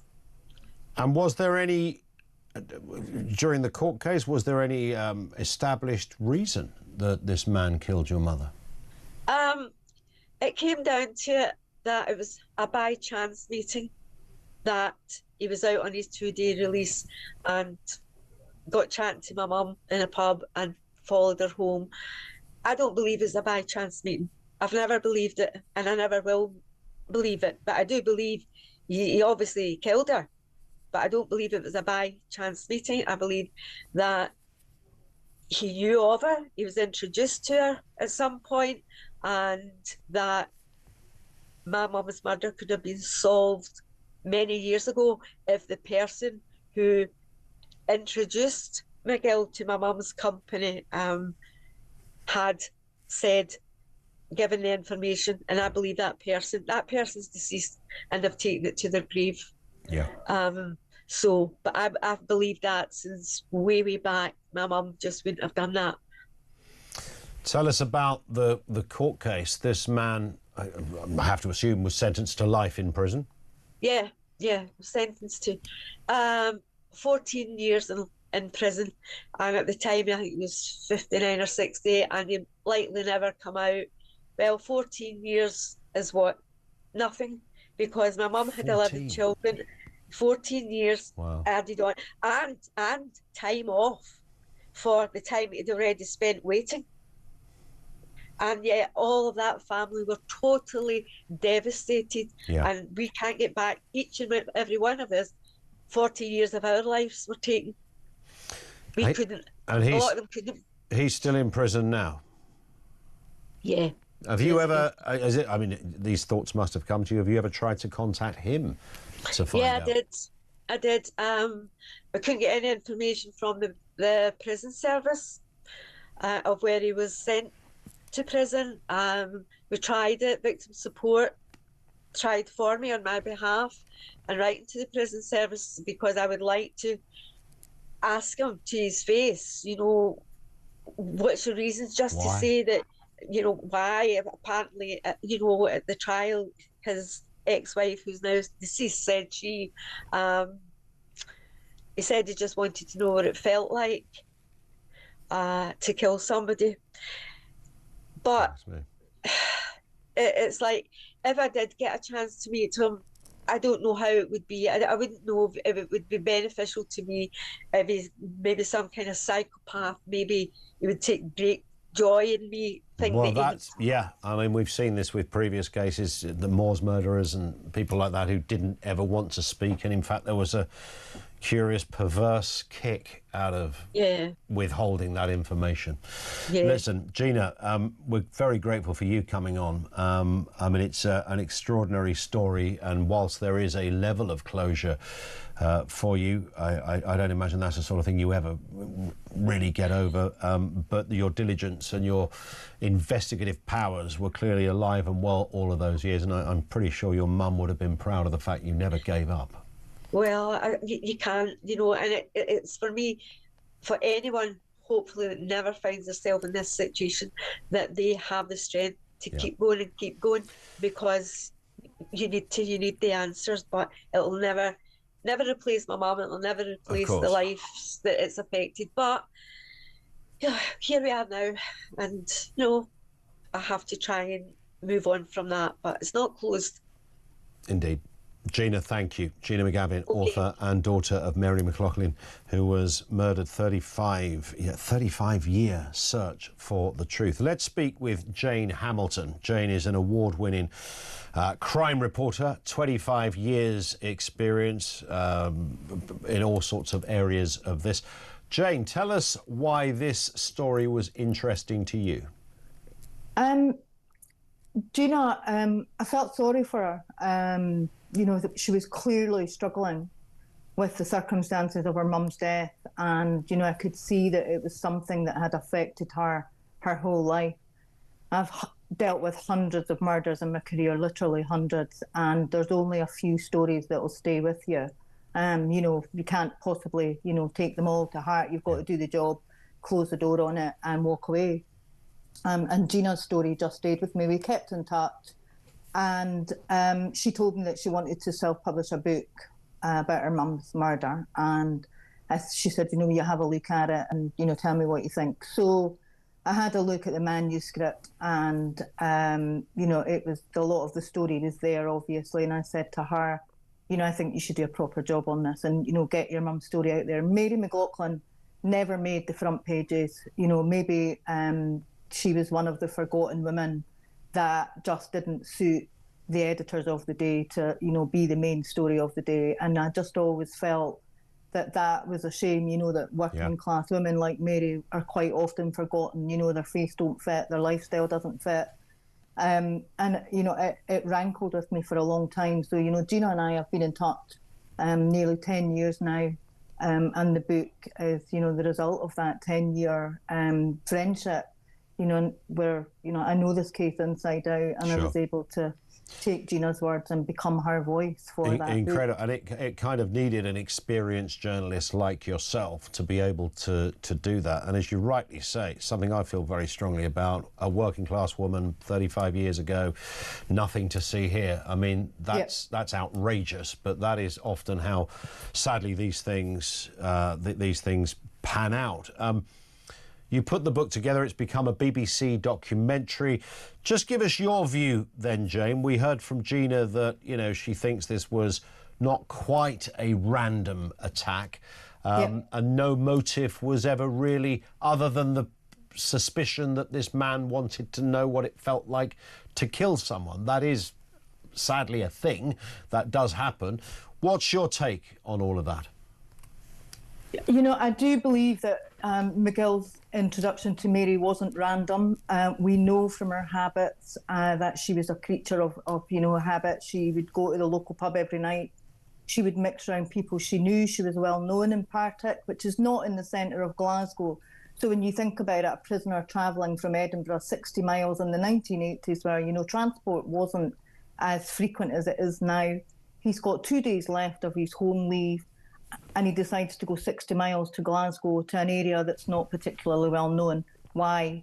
What's the connection to that area? And Mary, she would say hello to people, you know, and she would chat away to anybody, but take somebody back to her flat, that just, you know, from what I'm being told about her nature, that just wouldn't have happened. So, you know, he's wormed his way in with her.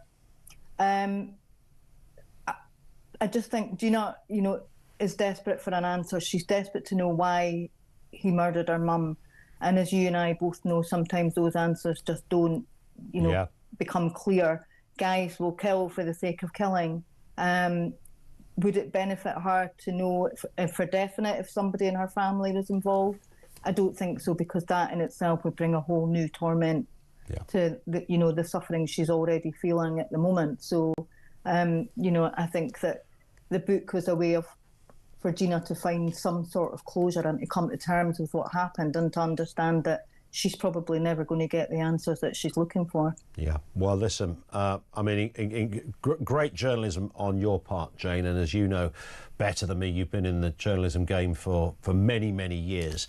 It takes diligence, it takes doors closing on you, it takes letters and emails that never get responded to, but you keep going and you get there in the end, and you've put together a great account, which I know not only gives Gina a little bit of a peace of mind that her mother isn't forgotten. It's there in a book, it's there in a documentary, and thank you for being with us. We appreciate that. Jane Hamilton, the award-winning crime journalist who co-authored that book with Gina McGavin. It's interesting, isn't it? Things in life that are random and just, you know, often deeply disturbing. We see this stuff every day. Yesterday, we know of the horrendous death of a footballer who, you know, was travelling back to the UK to get back to Liverpool to, you know, continue pre-training, pre-season. And that kind of, you look at that, I was talking to somebody about this yesterday, the sort of randomness of life. And somebody said, you know, every day there's like, you know, a dozen things that happen, maybe more, that are like that. You don't always hear about them. They're either fatal or near fatal. They're just, and it's those kind of cases, you know, a murder unsolved, 35 years. And even when solved, it's still, yeah, they got the guy, but it's still a bit unsolved. I don't think you would ever fully, as a relative, and certainly as a child of the victim, you'd never really come to terms with that, because what, you know, the futility, the horror of the whole thing. But listen, that was great from our two guests. Thank you to them. And remember, of course, this is all in connection with CrimeCon. Successful weekend in London a couple of weeks back. Next, CrimeCon hits Manchester, September 27th this year. If you've enjoyed today's episode, remember you can download and listen to all the CrimeCon podcasts on your favourite podcast app. This is Talk.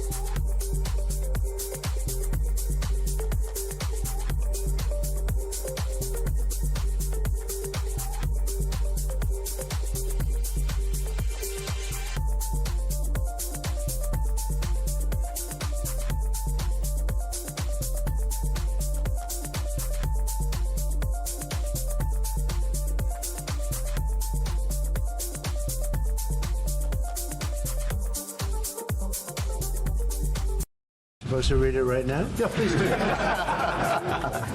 I will do. I've got to tell him what your reaction is, so I need to know. He is a great gentleman. A great, great gentleman. There he is with that hand. I've got to tell him my reaction, but this letter, please.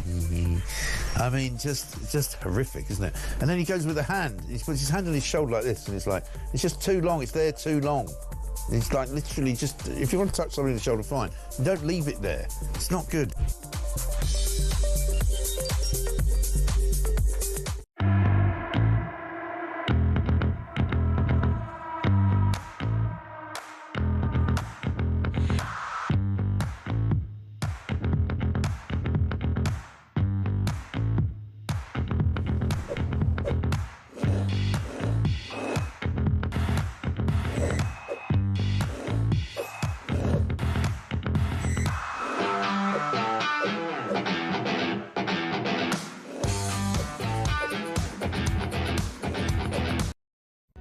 Across the UK, on DAB+, on your smart speaker, on your smart TV, and on your side. This is Talk. Peter. Yes, Ian is. Plugged in my microphone. He hasn't plugged himself back in to the Matrix, so we can't hear him. There we go. I can be heard via your microphone. Well, that's the main thing. As long as you the be heard 21st century and stuff. You got to be able to throw your voice. I do my best. Peter Cardwell is here after 4, of course. With Drive, it's going to be busy. What's going on? Well, we're talking about all sorts of things. The far-left fiasco, the fact that Zara Sultana has set up this new party. Apparently, Jeremy Corbyn is now going to be part of it. We're also talking about a year of Keir asking people for their verdicts, speaking to Richard Tice about that just after the news. We're also speaking to Matthew Hulbert, who is a patient leader. He's a campaigner with Just Treatment about the NHS. This whole 10-year plan, how are we going to get it sorted out? And is an app going to actually fix it? We're going to have a yak with Yaki. Michael Yaki, the US political analyst, will be with us as well, talking about the fact that Donald Trump has got his big, beautiful bill through. It's all marvellous, and he thinks anyway. Really beautiful. But quite a lot of people are worried about the cuts to things like medical care. We'll talk about that. Let's talk to John Bolton, his former Trump National Security Advisor. I'm quite looking forward to that, to be honest. Get a sport update as well. Look at the French police using knives to puncture migrant dinghies, this new strategy that's there. Got an author on called Nick Berg. He's a fascinating guy. He was born in Iran, but then he fought in the US military. What does he think about everything that's been going on recently? And we'll take a look inside the Sun as well, because the paper, of course, coming tomorrow, we'll see what the main stories are there with John Lucas, who's the Night News editor. That's going to be amazing. I hope so. That is going to be amazing, yeah. And by the way, you know, a year down the line, we're on the telly box tonight, of course, because the documentary... Yeah, you're part of it too, aren't you? Chaos. Yeah, absolutely. Right. Yeah, I recorded my thing the other day, so there's lots to talk about in terms of, well, there's so many aspects, the welfare U-turn, the Chagos Islands, there are loads that we talked about, so that's at 9 o'clock tonight. Julia, Mike, Kev, Alex, yourself, me, and there's one other, I can't remember who it is. All the top presenters. Have I missed somebody? Me. So I did say Mike, didn't I? You did say Mike. Obviously Mike, yeah. There was just this bit where one of our bosses came over to me and went, we're getting all the top presenters involved, and I said, let me guess, Jeremy's not available and you want me? He went, yeah. I did say Kevin Alex, didn't I? You did, yeah. I did, I said Kevin Alex. Yeah. Who else? I think that's Julia. They're all there. Jezza wasn't around. No, he wasn't around, but everyone else. Lots of the other